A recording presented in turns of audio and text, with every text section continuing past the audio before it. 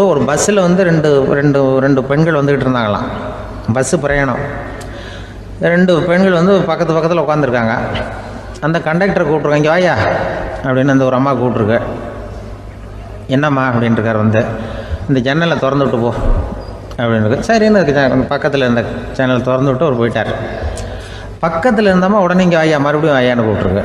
வந்து என்ன இந்த ஜன்னலை மூடி விட்டு போ அப்படின்ட்டுருக்கு. மூடி விட்டு போனார். மறுபடியும் அந்த முன்னாடி கூப்பிட்டது வாமா வாயா வாயான்னு மறுபடியும் கண்டக்டரை கூப்பிட்டு, என்ன இந்த பார் இந்த ஜன்னலை வந்து நீ மூடி வச்சின்னா நான் மூச்சு திணறி செத்து போடுவேன். அப்புறம் உடனே பக்கத்தில் இருந்தம்மா தபாரியா அந்த அம்மா பேச்சை கேட்டுட்டு நீ திறந்து வச்சின்னா நான் குளிர் தாங்காமல் செத்து போடுவேன் அப்படின்ட்டு அவர் தலையை பிச்சுக்கிறார் கண்டக்டர். என்னடா பெரிய ரொம்ப போச்சேன்னு, கொஞ்சம் தூரம் பிரயாணம் இதில் கூட அட்ஜஸ்ட் பண்ணி போகக்கூடாதா அப்படின்னு. அப்போ அந்த பஸ்ஸில் பின்னாடி ஒருத்தன் கடைசி சீட்டில் வெயில் தாங்காமல் சட்டையெல்லாம் கட்டி போட்டுட்டு ஒரு கிராமத்து ஆள் பீடி குடிச்சிட்டு வரான். அவர் கூப்பிட்ருக்கான் அந்த ஆள், அந்த கண்டக்டர் இங்கே வாயா அங்கே என்ன தகராறு அப்படின்னு. அந்த எதிர்த்து வீட்டுக்காரன் வந்தானே முன்னாடி பஞ்சாயத்துக்கு, அது மாதிரி கண்டக்டர் இங்கே வாயா அவன் ஏன் நீ என்ன சொல்ல போகிற அப்படின்ட்டு வந்திருக்கான். சட்டையெல்லாம் கட்டி போட்டு பீடி குடிக்கிறோம், பீடி புகையை ஊதி விட்டு அங்கே என்ன தகராறு அப்படின்னு கேட்டிருக்கான். ஒன்றும் இல்லையா, அந்த அம்மா வந்து ஜன்னலை திறந்தா செத்து போவேங்கிறது, இந்த அம்மா ஜன்னலை மூடுனா செத்து போவேங்கிறது, நான் என்னையா பண்ணுறது ஒரு ஆள், இதுக்கு ஏன் கவலைப்படுறேன், நான் சொல்கிறத கேள்வி, நான் தீர்த்து வைக்கிறேன் பிரச்சனையை அப்படின்னு சொல்லிவிட்டு பீடியை எடுத்துவிட்டு புகையை ஊதிவிட்டு சொன்னானா, கொஞ்ச நேரம் அந்த ஜன்னலை மூடி வை அந்த அம்மா செத்து போவோம், அப்புறம் திறந்து வை இந்த அம்மா செத்து போவோம், நாம் நிம்மதியாக போகலாம்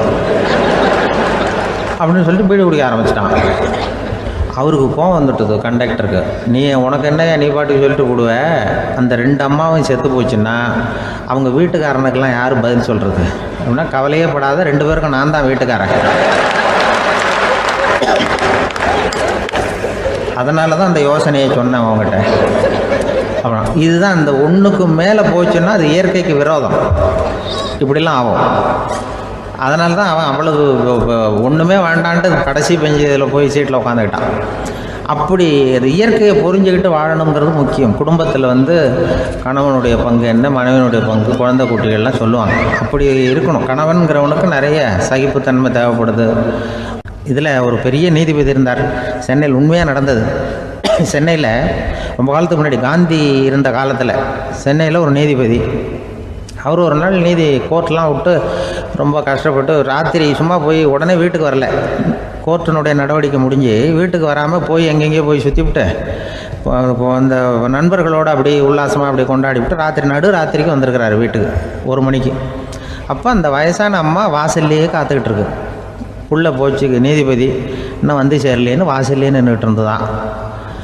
அப்போ அது வந்த உடனே பலார்னு அரைஞ்சி விட்டாங்களாம் அந்த அம்மா. ஏன்டா அவ்வளோ தூரம் எங்கே போனேன், என்ன தான் நீதிபதியாக இருந்தாலும் அவங்களுக்கு உள்ள தானே, பலார்னு அரைஞ்சி விட்டாங்க. உடனே அவர் கலங்கி போய் அழுதாராம். மறுநாள் கேட்டிருக்காங்க அந்த பக்கத்தில் இருந்தவங்க, ஏன் நீ வந்து பெரிய நீதிபதி பெரிய பதவியில் இருக்க, அதனால் உன்னை உங்கள் அம்மா அடிச்சிட்டாங்கன்னு அழுதியா அப்படின்னு கேட்டாங்களாம். அப்போ அவர் சொன்னாராம் நீதிபதி, இல்லை நான் வந்து இது மாதிரி எங்கள் அம்மாக்கிட்ட அடிக்கடி அடி வாங்குவேன், எப்போதும் அவங்க அடிக்கிற அடி பலமாக விழும், இப்போ அவங்க அடித்தது எனக்கு வலிக்கவே இல்லை, அந்த அளவுக்கு அவங்களுக்கு வயசாகிட்டுதே பலம் குறைஞ்சிட்டுதேன்னு நினச்சி அழுதேன் அப்படின்னுக்காரான். அதுதான் புள்ள அம்மா பேரில் உள்ள பாசங்கிறது. இதே போல் நான் சொன்னது மாதிரி முன்னாடி இவர் ஒரு இறைநேச செல்வர் ஒருத்தர் இருந்தார். ஒரு அம்மா வந்து எனக்கு அப்பா தண்ணி கொடுப்பா அப்படின்றது படுக்கையில் இருந்த அம்மா. இவர் ஏதோ படிச்சுக்கிட்டு இருந்தவர், ஒரு சின்ன இளைஞர், உடனே ஓடி போய் ஒரு குவளையில் தண்ணி எடுத்துகிட்டு போய் அம்மாவுக்கு முன்னாடி நிற்கிறார். முன்ன அந்த அம்மா அதுக்குள்ளே தூங்கி போச்சு. இவர் அந்த தண்ணியை வச்சுக்கிட்டு அவர் பாட்டு நிற்கிறார். விடிஞ்சு போச்சு. விடிகிற சமயத்தில் அந்த அம்மா முடிச்சு பார்க்குது, பையன் தண்ணியோட கையில் வச்சுட்டு நிற்கிறார். ஏம்மா என்னப்பா நீ ராத்திரி பூரா தண்ணியோடு நின்றுக்கிட்டு இருக்கிறியா எனக்கா அப்படின்னு. அப்பா அந்த அவர் சொன்னாராம், ஆமாம்மா ராத்திரி தண்ணி தாகமாக இருக்குன்னு கேட்டிங்க, உடனே தண்ணி கொண்டு வந்துட்டேன், ஓடி வந்து பார்க்கும்பொழுது நீங்கள் தூங்கிக்கிட்டு இருந்தீங்க, தூங்கிட்டு இருக்கும்பொழுது உங்களை எழுப்ப வேண்டாம், தூக்கத்தை கெடுக்க வேண்டாம்னு நான் நினச்சேன், அதனால் எழுப்பலை. தூக்கம் முழிக்கிற சமயத்தில் உடனே தாகமாக இருக்கும், தண்ணி குடிக்கணும்னு ஆசைப்படுவீங்க, அதனால் தண்ணியை பக்கத்துலேயே வச்சுட்டு நிற்கிறேன் அப்படின்னு அந்த இளைஞர் சொன்னாராம். அப்படியே கட்டி பிடிச்சிட்டு நீ பிற்காலத்தில் பெரிய அறிஞராக வருவேன்னு சொல்லி அந்த அம்மா வரணும்னு சொல்லி இறைவனை வேண்டாங்களாம். அவர் தான் இஸ்லாமிய மார்க்கத்தில் தீன் மார்க்கத்தில் பெரிய ஆளானது. அதாவது ஷர்புதீன் யாஹ்யான்னு ஒருத்தர், அவர் பெரிய இஸ்லாமிய பேரறிஞராக வந்தார். இப்படி அம்மா பேரில் பாசமாக உள்ளவங்கள்லாம் இருந்தாங்க நிறையா. அப்படி அந்த குடும்பத்தில் வந்து அந்த பாசம் நேசம் எவ்வளவு இருக்கோ அவ்வளவுக்கு அவர்கள் உயர்வார்கள்ங்கிறது தான் நம்முடைய பெரிய இதெல்லாம் பெரியவங்கள்லாம் சொல்லியிருக்கிறது அதுதான். அதனால தான் அந்த கணவனுடைய பங்கு என்ன, மனைவியினுடைய பங்கு என்ன, பிள்ளைகளுடைய பங்கு என்னங்கிறத பற்றி ரொம்ப விவரமாக சொல்கிறதுக்காக தான் அதை பற்றி நாம் சிந்திக்க வேண்டிய நேரம் இதுங்கிறதுனால தான்.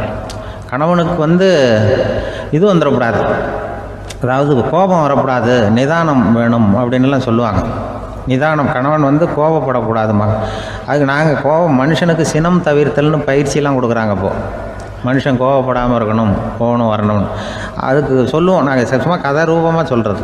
அங்கே வேதாத்திரி மகரிஷின்னு இருக்கார், அவர் இதில் வந்து சினம் தவிர்த்தல்னு பயிற்சியை கொடுப்பாங்க. குடும்ப தலைவர்கள் பெரியவங்கள்லாம் வந்து அந்த பயிற்சியை எடுத்துக்கணும். என்ன கூப்பிட்டாங்க ஒரு தரம், சினம் தவிர்த்தல்னு ஒரு பயிற்சி கொடுக்குறோம், அதில் நீ வந்து பேசுன்னாங்க. நான் சொன்னேன், நான் பயிற்சிக்கு வேணா வரேன், என்னை பேச வேண்டாம் சார், நான் வந்து பயிற்சியை கற்றுக்கிறேன்னு. இல்லை நீ அதெல்லாம் பயிற்சி நாங்கள் கொடுக்குறோம், நீ உனக்கு என்ன தெரியுமோ சொல்லு, மனுஷன் கோவப்படாமல் இருக்கணும், அதுக்கு ஏதாவது வழி சொல்லிட்டு போ அப்படின்னு கூப்பிட்டாங்க. சரின்ட்டு போனேன். போய் அங்கே போய் நான் சொன்னேன், இது மாதிரி எனக்கு தெரிஞ்சது ஒரு கதை மாதிரி சொன்னேன். மீனம்பாக்கம் ஏர்போர்ட், அங்கே ஜப்பானுக்கு போக வேண்டிய ஒரு பிரயாணி லக்கேஜோடு நிற்கிறார் நிறையா. இதை வாங்கி பிளேனில் ஏற்றக்கூடிய ஒரு தொழிலாளி அவர்கிட்ட ஒரு சண்டை போடுறார், அடிக்க போகிறார், திட்டுறாரு, கண்டாமலான்னு திட்டுறார். அவர் இதை ஒருத்தர் பார்த்துக்கிட்டே இருக்கார். அந்த சினம் தவிர்த்தல் பயிற்சி கொடுக்குற பேராசிரியர் ஒருத்தர் பார்த்துக்கிட்டே இருக்கார். இது எப்படி இவன் இந்த ஆள் அவ்வளவு கோபமாக அடிக்க போகிறான், திட்டுறான் அந்த பெரிய மனுஷன், இவர் பதிலுக்கு அவர் திட்டவே இல்லையே. அந்த தொழிலாளி சிரிச்சுக்கிட்டே சரி சார் அப்படின்னுட்டே இருக்கான். இவர் லக்கேஜை வாங்கி பிளேனில் ஏற்றுற தொழிலாளி இப்போ கண்ணாவனா அடிக்க போகிறான், திட்டுறான், முகம் செவந்து போச்சு. இவருக்கு என்ன ஆச்சரியம்னா, இந்த ஆள் இவ்வளவு கோவப்படுறான், அதை வாங்கி அந்த தொழிலாளி கொஞ்சம் கூட முகத்தில் கோபமே படலையே, சிரித்த முகத்தோடு இருக்கானே, இவன் வந்து நமக்கு பயிற்சி வகுப்பு எடுக்கலாம் போல இருக்க அப்படின்னு இவர் நினச்சிட்டார். ரொம்ப நேரம் அவர் கத்திக்கிட்டு இருந்தார். சரி சார்ன்ட்டு அதை வாங்கிட்டு அவர் போயிட்டார். போனதுக்கப்புறம் அவர் இந்த ஆள் அப்புறம் பிளேன் வந்தது, ஏறி அவர் போயிட்டார், ஜப்பானுக்கு போயிட்டார். அதுக்கப்புறம் இந்த சினம் தவிர்த்தல் பேராசிரியர் ஓடி போய் அந்த தொழிலாளியை பிடிச்சி கொண்டு வந்தார். இந்த பாருப்பா, நான் வந்து காலையிலேருந்து பார்த்துக்கிட்டு இருக்கேன், அந்த ஆள் உன்னை அடிக்க வந்தான், திட்ட வந்தான், இவ்வளவு கோவப்படுறான், உனக்கு பதிலுக்கு நீ கோவமே படலையே, உனக்கு கோவமே வராதா, அது எப்படி நீ சினம் தவிர்க்கிறது, எப்படி உனக்கு கோவமே வரலையா அப்படின்னு கேட்டிருக்கார். அப்போ அந்த தொழிலாளி சொன்னாரா, அப்படி இல்லை சார், மனுஷன்னு பிறந்தால் கோவம் படாமல் இருக்க முடியாது, எல்லாருக்கும் கோவம் வரும், அது அவங்கவுங்க வழியில் டீல் பண்ணுவாங்க, நான் அதை என் வழியில் டீல் பண்ணேன், அவ்வளோதான். அப்போ அவர் திட்டும் பொழுது உனக்கு கோபம் வந்தது தானே? வந்தது சார். அப்போ அது எப்படி டீல் பண்ணேன்னு கேட்டிருக்காரு. அப்போ இவன் சொன்னான், நான் ஒன்றும் இல்லை சார், அந்த பிரயாணி வந்து இப்போ ஜப்பானுக்கு போயிட்டுருக்கார், அவர் லக்கேஜெலாம் அமெரிக்கா போயிட்டுருக்கு,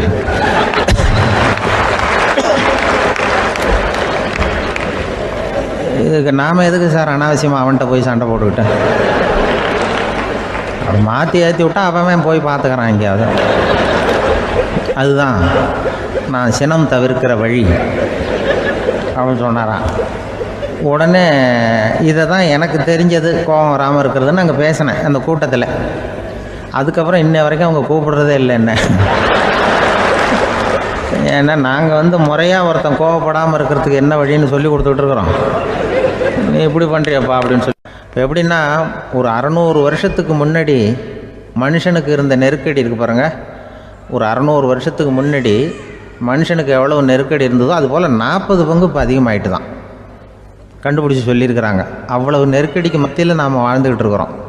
ஒரு 600 வருஷத்துக்கு முன்னாடி என் தலையில் 1 கிலோ வச்சுக்கிட்டு நின்னேன்னு வைங்க, இப்போ 40 கிலோ வச்சுக்கிட்டு நிற்கிறேன். அப்படி ஒவ்வொரு மனுஷனுக்கும் வாழ்க்கையில் நெருக்கடி அதிகமாக போச்சு. இப்போ இந்த நெருக்கடியில் முன்னாடிலாம் யாரோ ஒருத்தர் தான் தியானம் பண்ணுவாங்க. தியானம்னா ஒருத்தர் 2 பேர் காட்டுக்கு போய் தியானம் பண்ணிகிட்டு இருப்பாங்க 600 வருஷத்துக்கு முன்னாடி. இப்போ வீட்டுக்கு வீடு தியானம் நடக்குது. ஏன்னா அந்தளவுக்கு வாழ்க்கையில் ஒரு நிம்மதி வேணும் அப்படின்னு சொல்லி பண்ணிட்டாங்க.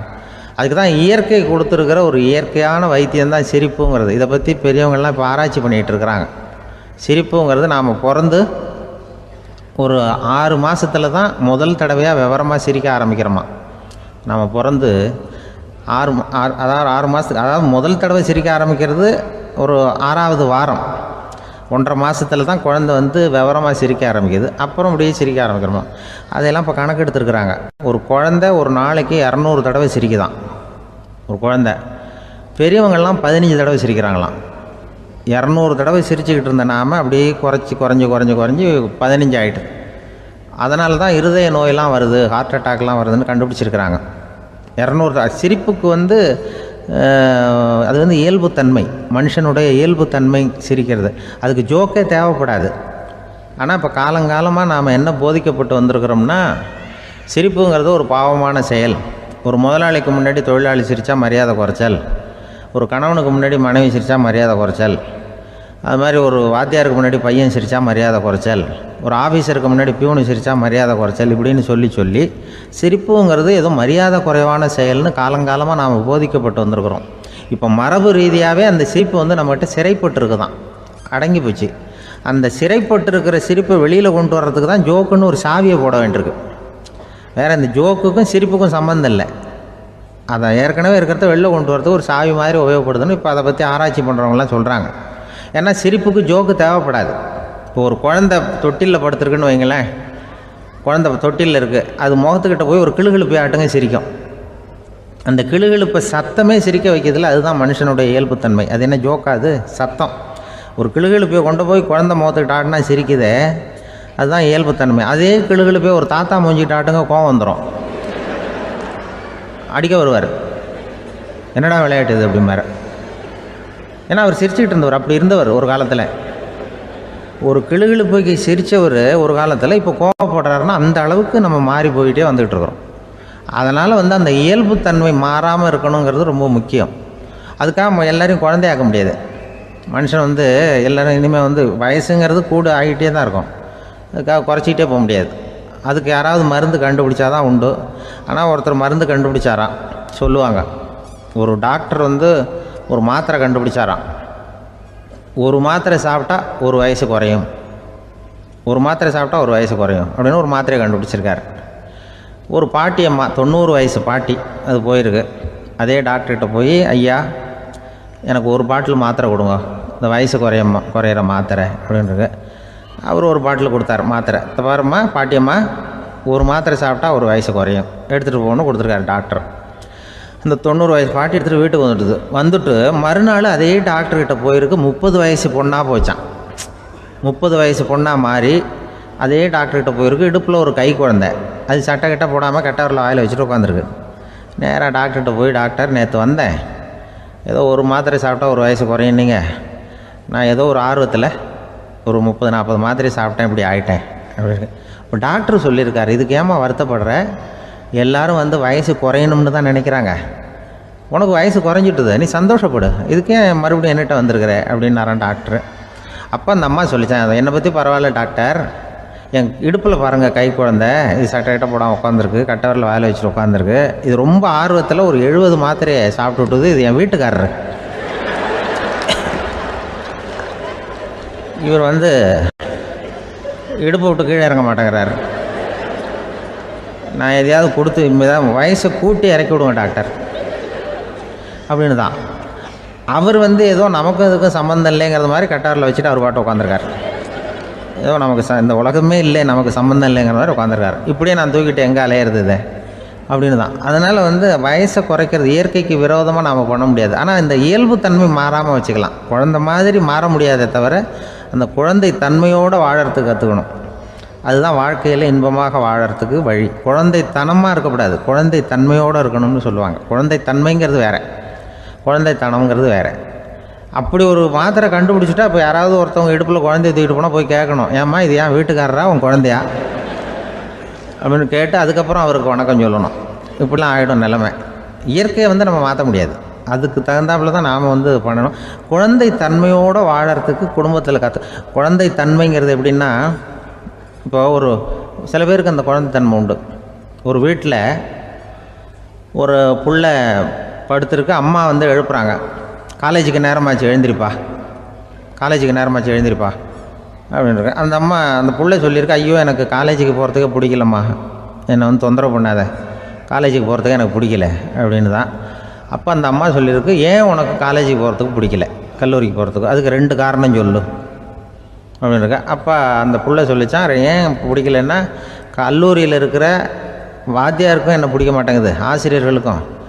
2வது காரணம், கல்லூரியில் படிக்கிற மாணவர்களுக்கும் என்ன பிடிக்கல, அதனால் நான் காலேஜுக்கு போக மாட்டேன்ற குழந்தை புள்ள சொல்லியிருக்கு. அம்மா வந்து அப்படிலாம் நீ இதுக்காக போகாமல் இருக்கக்கூடாது, நீ போய் தான் ஆகணும் அப்படின்னு பிடிவாதமாக அந்த அம்மா பிள்ளைய எழுப்புனாங்களாம். சரி நான் எதுக்கு காலேஜ் போகணும்னு சொல்கிறேன், அதுக்கு நீ 2 காரணம் சொல்லு அப்படின்னு தான் அந்த புள்ள. அப்போ அந்த அம்மா சொன்னாங்களாம், நீ ஏன் காலேஜுக்கு போகணும்னா முதல் காரணம் உனக்கு வயசு 52, 2வது காரணம் நீ தான் பிரின்சிபால் அப்படின்னு தான். என்ன இருந்தாலும் அவங்க அம்மாவுக்கு அது புள்ள தானே, அதுதான் குழந்தைத்தன்மைங்கிறது. 52 வயசுலேயும் குழந்தைத்தன்மையோடு இருக்கார் பாருங்கள், அதுதான் அந்த குழந்தைத்தன்மையோடு வாழறது தான் வெற்றிக்கு வழின்னு சொல்லுவாங்க. ஒரு பெரிய கிராமம், அந்த கிராமத்தில் ஒரு பண்ணையார் வீடு, அதுதான் அந்த கிராமத்திலே பெரிய வீடு. ஒரு நாள் ஒரு திருடன் அந்த கிராமத்துக்கு வந்தான், சுற்றி பார்த்தான். அந்த பண்ணையார் வீடு கண்ணில் பட்டுது. இன்னைக்கு ராத்திரி இந்த வீட்டில் தான் நம்ம தொழிலை ஆரம்பிக்கணும் அப்படின்னு சொல்லி அவன் முடிவு பண்ணிக்கிட்டான். ஏன்னா அதுதான் அந்த கிராமத்திலே கொஞ்சம் பெரிய வீடு, அங்கே தான் அவன் எதிர்பார்க்குறது ஏதாவது கிடைக்கும் அப்படிங்கிறது அவனுடைய முடிவு. நடு ராத்திரி அவன் மெதுவாக சுவரேறி குதித்து அந்த பெரிய வீட்டுக்குள்ளே புகுந்தான். அங்கே போய் பார்த்தா முக்கியமான இடங்கள்ல எல்லாம் காவலுக்கு ஆள் நின்றுட்டு இருக்கிறாங்க ராத்திரி நேரத்தில். சரி, இந்த வீட்டில் நம்மால் திருட முடியாது அப்படின்னு முடிவு பண்ணிட்டு மெதுவாக வந்த வழியிலேயே திரும்பி வந்தான். அந்த சமயத்தில் காலில் ஏதோ தட்டுப்பட்டுது. என்னது அப்படின்னு சொல்லி குனிஞ்சு பார்த்தா அங்கே ஒரு பெரிய வெங்காய மூட்டை அடுக்கி வச்சிருக்கிறாங்க. சரி, வந்ததுக்கு வெறுங்கையோடு திரும்ப வேண்டாமே அப்படின்னு சொல்லி கையில் இருந்த ஒரு பெரிய பை நிறைய அதை அள்ளி போட்டுக்கிட்டான். வெங்காயத்தை போட்டுக்கிட்டு புறப்படுற சமயத்தில் கப்புன்னு கழுத்தில் ஒரு கை வந்து விழுந்தது. ஆள் மாட்டிக்கிட்டான். அதாவது காவலாளிகள் அவனை பிடிச்சி வச்சுக்கிட்டாங்க. மறுநாள் காலையில் அந்த திருடனை பண்ணையார் முன்னாடி கொண்டுட்டு போய் நிறுத்தினாங்க. ஐயா, இந்த ஆள் ராத்திரி நம்ம வீட்டில் திருடுறதுக்காக வந்தான், வெங்காயத்தை அள்ளிட்டு புறப்படுறப்போ மாட்டிக்கிட்டான் அப்படின்னாங்க. அவர் பார்த்தார், என்னப்பா இவங்க சொல்கிறது உண்மைதானான்னு கேட்டார். ஆமான்னு ஒத்துக்கிட்டான் அந்த ஆள். பண்ணையார் அதுக்கப்புறம் கொஞ்சம் யோசனை பண்ணார். அப்புறமா தீர்ப்பு வழங்கினார். இதை பார்ப்பா, நீ இங்கே திருட வந்தது குற்றம், அதுக்காக நீ 100 ரூபாய் அபராதம் செலுத்தணும், அல்லது 100 கசையடிகள் வாங்கணும். அதுவும் இல்லைன்னா நீயே திருடுன அவ்வளவு வெங்காயத்தையும் பச்சையாக என் கண் முன்னாடியே சாப்பிட்டுடணும். இதில் எந்த தண்டனையை ஏற்றுக்கிறது அப்படிங்கிறத பற்றி நீயே யோசனை பண்ணி முடிவு எடுத்துக்கலாம் அப்படின்னு சொல்லிவிட்டார். அதாவது இவனே முடிவு பண்ணிக்க வேண்டியது, 100 ரூபா பணம் கட்டுறியா, இல்லது சாட்டை அடி வாங்குறியா, அல்லது வெங்காயத்தை சாப்பிட்றியா, இதுதான் அவர் கொடுத்தது, நீயே முடிவு பண்ணி சொல்லுன்னு விட்டார். திருடன் கொஞ்சம் நேரம் யோசனை பண்ணி பார்த்தான். அவனுக்கு இருக்கிறதுலே ரொம்ப சுலபமாக தெரிஞ்சது இந்த வெங்காயத்தையே சாப்பிட்டுட்றேன்ட்டான். ஐயா, நான் இந்த வெங்காயத்தையே சாப்பிட்டுட்றேன், அதுதான் எனக்கு கொஞ்சம் சுலபமாக தெரியுதுன்னா சரின்னு விட்டார் பண்ணையார். அப்படியே எல்லாத்தையும் கொண்டு வந்து கொட்டினாங்க. ஒவ்வொன்றா எடுத்து சாப்பிட ஆரம்பித்தான். கொஞ்ச நேரம் சுவாரஸ்யமாக சாப்பிட்டான். அதுக்கப்புறம் வாய் எரிய ஆரம்பிச்சுட்டுது. கண்ணு 2 செவந்து போச்சு. கண்ணில் இருந்து தார தாரையாக கண்ணீர் வழிய ஆரம்பிச்சுட்டுது. ஒரே எரிச்சல், அவனால் தாக்கு பிடிக்க முடியல. வெங்காயம் பாதி கூட தீரல. பார்த்தான், சரி இது நமக்கு சரிப்பட்டு வராது அப்படின்னு முடிவு பண்ணிட்டான். ஐயா, என்னை மன்னிச்சுக்கோங்க, இது என்னால் முடியாது போல இருக்கு, பேசாமல் எனக்கு 100 சாட்டை அடியாக கொடுத்துருங்க அப்படின்னா.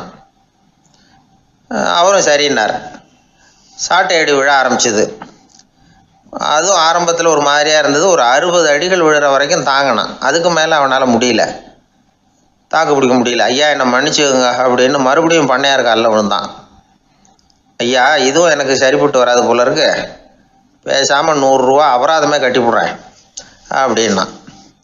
அதே மாதிரி பணத்தை எடுத்து கொடுத்துட்டு அவன் பாட்டுக்கு போனான். இப்படி ஒரு கதை உண்டு. இந்த கதையை உலக புகழ்பெற்ற மனோதத்துவ மேதை எம் ஸ்காட் பெக் ஒரு உதாரணமாக எடுத்து சொல்கிறார். எதுக்காக அவர் எடுத்து சொல்கிறாருன்னா, இந்த முடிவெடுக்கும் திறன் அப்படிங்கிறத விளக்கிறதுக்காக. வாழ்க்கையில் முடிவெடுக்கிற திறன் நம்ம ஒவ்வொருத்தருக்கும் ரொம்ப அவசியம். எந்த சந்தர்ப்பத்தில் எப்படி முடிவெடுக்கிறோம் அப்படிங்கிறத வச்சு தான் நம்ம வாழ்க்கை அமையும். எவ்வளவு தான் பணம் இருந்தாலும் சரி, எவ்வளவு தான் படிச்சிருந்தாலும் சரி, இந்த முடிவெடுக்கிற திறன் சரியாக இல்லைன்னா வாழ்க்கையில் பல சறுக்கல்களை சந்திக்க வேண்டியிருக்கும். நாம் முடிவுகள் எடுத்தால் அந்த முடிவுகளால் ஏற்படக்கூடிய விளைவுகளுக்கு நாம் பொறுப்பு ஏற்க வேண்டி இருக்குமே அப்படிங்கிற பயத்தினால முடிவெடுக்கிற அதிகாரத்தை பல சமயங்களில் நாம் மற்றவங்களுக்கு தாரவாத்து கொடுத்துட்றோம். நாமே முடிவெடுக்கக்கூடிய திறமையை வளர்த்துக்கிறது தான் ரொம்ப முக்கியம். ஒருத்தர் சொன்னார், சார், சின்ன சின்ன பிரச்சனைகள்ல எல்லாம் எங்கள் வீட்டில் என் மனைவி முடிவு எடுக்க விட்டுருவேன், பெரிய பிரச்சனைகள்ல எல்லாம் நான் தான் முடிவெடுப்பேன் அப்படின்னார். பரவாயில்லையே அப்படின்னு சொல்லி சின்ன சின்ன பிரச்சனைகள்னா எதுங்க அப்படின்னு கேட்டேன். ஒன்றும் இல்லை, இந்த வீட்டு வருமானத்தை பெருக்கிறது எப்படி, வீட்டு செலவை சரி கட்டுறது எப்படி, வீட்டு செலவுக்கு வாங்கியிருக்கிற கடனை அடைக்கிறது எப்படி, இதெல்லாம் சின்ன சின்ன பிரச்சனைகள், என் மனைவிகிட்ட முடிவெடுக்கிற விஷயத்தை விட்டுருவேன்னார். பெரிய பிரச்சனை தான் நான் எடுத்துக்குவேன்னார். அப்படின்னா பெரிய பிரச்சனைன்னா எது சார் அப்படின்னு கேட்டேன். அது என்னென்னா, இந்த உலக பொருளாதாரத்தை மேம்படுத்துறது எப்படி, 21ஆம் நூற்றாண்டில் என்னென்ன சவால்களை சந்திக்க வேண்டியிருக்கும் உலகம், இதெல்லாம் நான் பார்த்துக்குவேன் அப்படின்னார். பாருங்கள், இது பிரச்சனைகள்லேருந்து தப்பிக்கிற வழி. அதனால் வாழ்க்கையில் பிரச்சனைகளை சந்திக்கிறதுக்கு தயங்கக்கூடாது. அதே மாதிரி சரியான நேரத்தில் சரியான முடிவு எடுக்கிறதுக்கு நாம் கற்றுக்கணும். அது ரொம்ப முக்கியம். ஒரு ரயில் போய்கிட்டு இருக்கு, அதில் ஒரு பெரியவர் பிரயாணம் பண்ணிகிட்டு இருக்கிறார். எதிரில் ஒரு பெரிய அதிகாரி, IAS ஆஃபீஸர் உட்காந்துருக்கிறார்.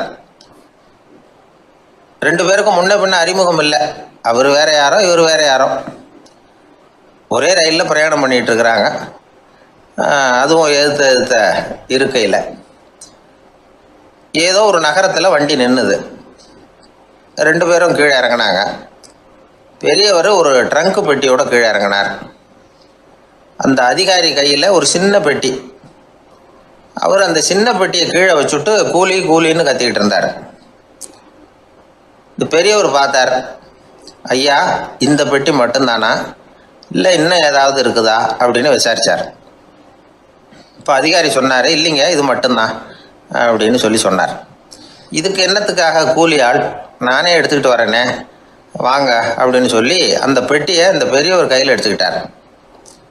எடுத்ததும் 2 பேரும் பேசிக்கிட்டே நடந்து வராங்க. இப்போ பெரியவர் சொன்னார், இப்போ உள்ள நாகரிகம் எப்படி இருக்குன்னா, சுமை கால் பணம், சுமக்கூலி முக்கால் பணம் அப்படிங்கிற மாதிரி இருக்குது. பணத்தை வீணாக்கிறதோட இது கௌரவம்னு வேற நினைக்கிறாங்க அப்படின்னார். அவர் சொல்கிறது சரிதான். 10 ரூபாய் மதிப்புள்ள ஒரு சுமையை 30 ரூபா கொடுத்து தூக்கிட்டு போவோம். நாமே அதை தூக்கினா நமக்கு கௌரவ குறைச்சல் அப்படின்னு நினைப்போம். இதுதான் நம்ம நிலைமை. ஆனால் அந்த பெரியவர் என்ன சொன்னார் தெரியுமா, நீங்கள் எங்கே போகணுமோ அது வரைக்கும் நானே இதை எடுத்துகிட்டு வரேன் அப்படின்னார். அந்த அதிகாரி பக்கத்தில் உள்ள ஒரு ஹோட்டல் வரைக்கும் போனார். பெரியவரும் அங்கே கொண்டுட்டு போய் பெட்டியை வச்சார். உடனே அந்த பெரிய அதிகாரி அவருக்கு பணம் கொடுக்கறதுக்காக பர்ஸை எடுத்தார். உடனே இவர், ஐயா, எனக்கு கூலி எதுவும் வேணாம், உங்களுக்கு சேவை செய்கிறது என்னுடைய கடமை, நான் இந்த சேவையை செய்தது பணத்துக்காக இல்லை, அன்புக்காக அப்படின்னு சொல்லிவிட்டார். அதுக்கப்புறம் அவர் நன்றின்னார். 2 பேரும் பிரிஞ்சுட்டாங்க. இது முடிஞ்சது. அன்னைக்கு சாயந்தரம் அங்கே ஒரு பெரிய கூட்டம் நடக்குது. இந்த அதிகாரியும் அந்த கூட்டத்துக்கு போகிறார். மக்கள் கூட்டம் ரொம்ப அதிகம். அதனால் இந்த அதிகாரியும் ஒரு ஓரமாக உட்காந்துக்கிட்டார்.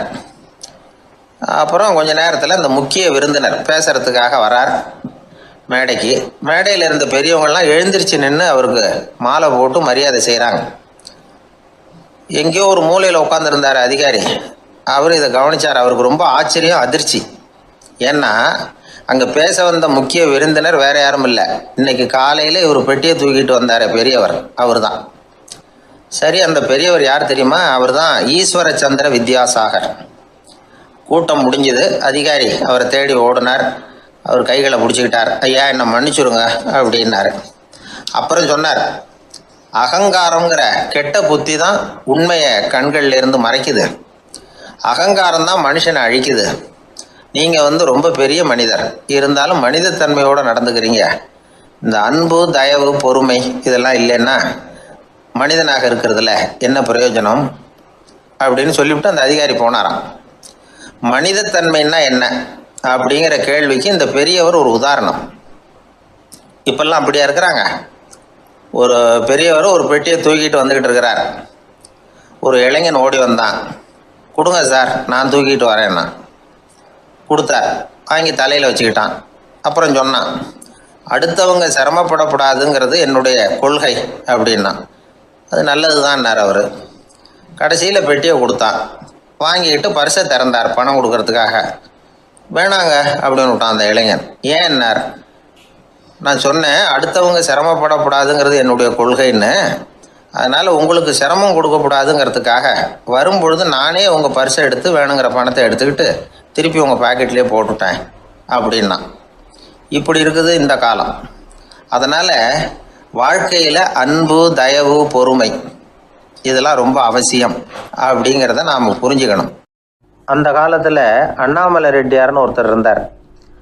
அவர் வெங்கனூர் அப்படிங்கிற கிராமத்தில் இருந்தார். அங்கேருந்து விருத்தாசலம் கோவிலுக்கு தவறாமல் போயிட்டு வந்துக்கிட்டு இருந்தார். இடையில் வெள்ளாறு. அதில் ஒரு சமயம் வெள்ளம் வந்துட்டுது. இவரால் போக முடியல. அதோட விளைவு வெங்கனூர்லேயே ஒரு கோவில் கட்டணும் அப்படின்னு முடிவு பண்ணார், சிவாலயம். அந்த சமயத்தில் வடநாட்டில் பஞ்சம். அதனால் அங்கே இருந்த பல சிற்பிகள் தென்னாட்டை நோக்கி வர ஆரம்பித்தாங்க. அவங்க வெங்கனூர் வழியாக வர்றது தெரிஞ்சதும் இவர் போய் பார்த்தார். இங்கே ஒரு கோவில் கட்டணும், அதுக்கு நீங்கள் உதவணும்னார். பஞ்ச காலத்தில் இப்படி ஒரு வாய்ப்பு கிடைச்சதில் அவங்களுக்கும் ரொம்ப மகிழ்ச்சி. உற்சாகத்தோடு ஒத்துக்கிட்டாங்க. ஆலய திருப்பணி ஆரம்பமாச்சு. அவங்களுக்கு வேண்டிய எல்லா வசதிகளையும் இவர் செஞ்சு கொடுத்தார். அவங்களுக்கு எந்த குறையும் இல்லாமல் பார்த்துக்கிட்டார். அது மட்டும் இல்லை, ஒவ்வொரு நாளும் அங்கே வருவார். உங்களுக்கு என்ன வேணும், எது வேணும்னு கேட்பார். ஏதாவது குறை இருந்தால் சொல்லுவாங்க, உடனே தீர்த்து வைப்பார். இவரும் கேட்பார், எந்த குறையாக இருந்தாலும் என்கிட்ட சொல்லுங்க அப்படின்னு சொல்லுவார். அதை தவிர இவராகவே கவனித்தும் அவங்களுக்கு என்னென்ன தேவைங்கிறத கண்டுபிடிச்சி அதையெல்லாம் கொடுத்துக்கிட்டு இருப்பார். என்ன தேவைன்னாலும் அதை நிறைவேற்றி வச்சுருவார். அந்த சிற்பிகளின் தலைவன் ஒருத்தன், அந்த ஆளுக்கு வெத்தலை பாக்கு போடுறது பழக்கம். இதை தெரிஞ்சுக்கிட்டு அதுக்காகவே ஒரு ஆளை ஏற்பாடு பண்ணார். வேணுங்கிறப்போலாம் நீ வெத்தலை சிவல் மடித்து கொடுக்க வேண்டியது உன் வேலை அப்படின்னு ஒருத்தனை ஏற்பாடு பண்ணிட்டார். இப்படியெல்லாம் செஞ்சதும் அவங்களுக்கும் ரொம்ப உற்சாகம். ரொம்ப பொறுப்பாக சிற்ப வேலைகளை செஞ்சுக்கிட்டு இருக்கிறாங்க. ஒரு நாள் என்னாச்சு தெரியுமா? அந்த சிற்பிகளின் தலைவன் ரொம்ப நுணுக்கமாக ஒரு வேலையை செஞ்சுக்கிட்டு இருக்கிறான்.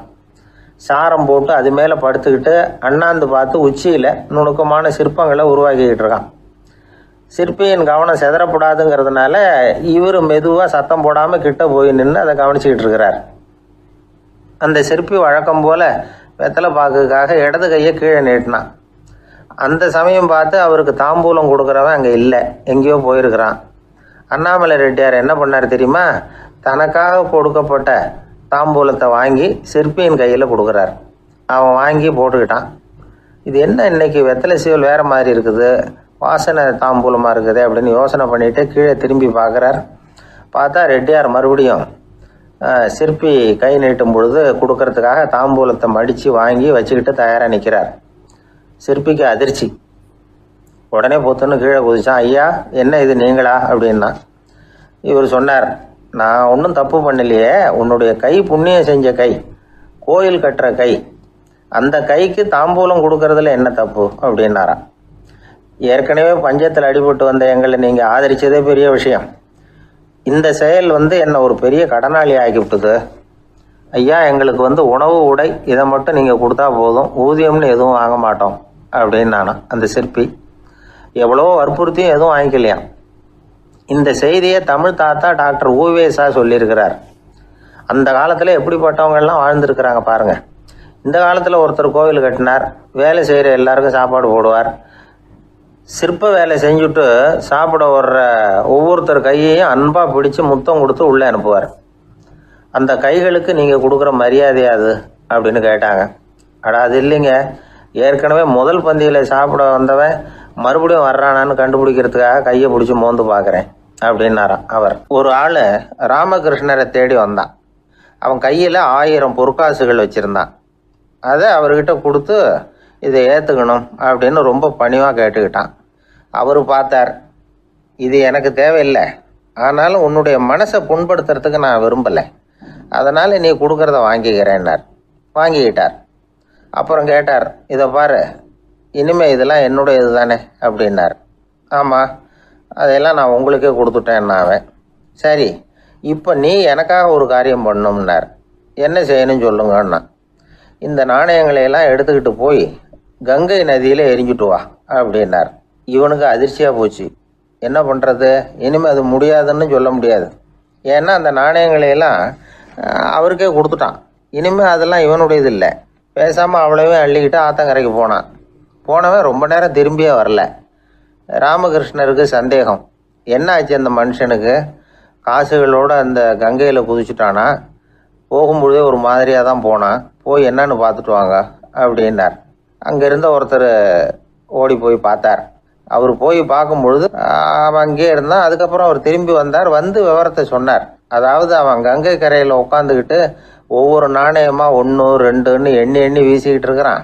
அவனை சுற்றி ஒரு கும்பல் நின்றுக்கிட்டு அவனை தடுத்துக்கிட்டு இருக்குது அப்படின்னு விவரத்தை சொன்னார் போயிட்டு வந்தவர். இதை கேட்டதும் ராமகிருஷ்ணரே புறப்பட்டு அங்கே போனாராம். என்ன இப்படி பண்ணிகிட்டு இருக்கிற, நான் உன்னை அந்த நாணயங்களை கங்கையில் வீசி எறிய சொன்னேன், நீ ஏன் அதை எண்ணிக்கிட்டு இருக்கிற அப்படின்னார். பழக்கம்தான் காரணம், நான் ஒவ்வொரு நாளும் ஒவ்வொன்றா சேமித்து வச்சேன். இன்றைக்கி என்கிட்ட நிறைய இருக்குது, உங்களுக்கு ஒரு 1000 நாணயங்களை கொடுக்கணுங்கிறது என்னோட ஆசை அப்படின்னா. இப்போ ராமகிருஷ்ணர் சொன்னார், ஒரே நேரத்தில் எல்லாத்தையும் சம்பாதிச்சிருந்தா நீ எண்ணுறது பொருத்தமாக இருக்கும். எல்லாத்தையும் இழக்கும்போது ஒவ்வொன்றா எண்ணிக்கிட்டு இழக்கிறதுங்கிறது சரியான செயல் இல்லை. அதனால் ஒரே தடவையாக எல்லாத்தையும் தூக்கி எறிஞ்சிடும் அப்படின்னார். இது இழப்பது அப்படிங்கிற ஒரு உயர்ந்த நிலை. இதை நாம் யதார்த்த வாழ்க்கையில் சம்மந்தப்படுத்தி பார்த்து குழப்பிக்கிட்டு இருக்கக்கூடாது.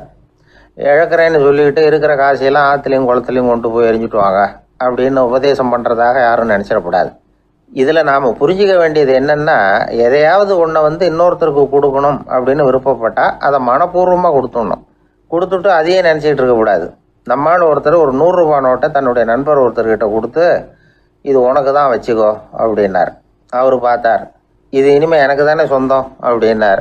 ஆமான்னார் அவர். அப்படின்னா எனக்காக நீ ஒரு உதவி செய்யணும்னார். சொல்லுங்கள் செய்கிறேன்னார் அவர். இந்த 100 ரூபா நோட்டை தீ வச்சு கொளுத்தி விடுனார். இவர் அதிர்ச்சியாகி அவரை பார்த்தார்.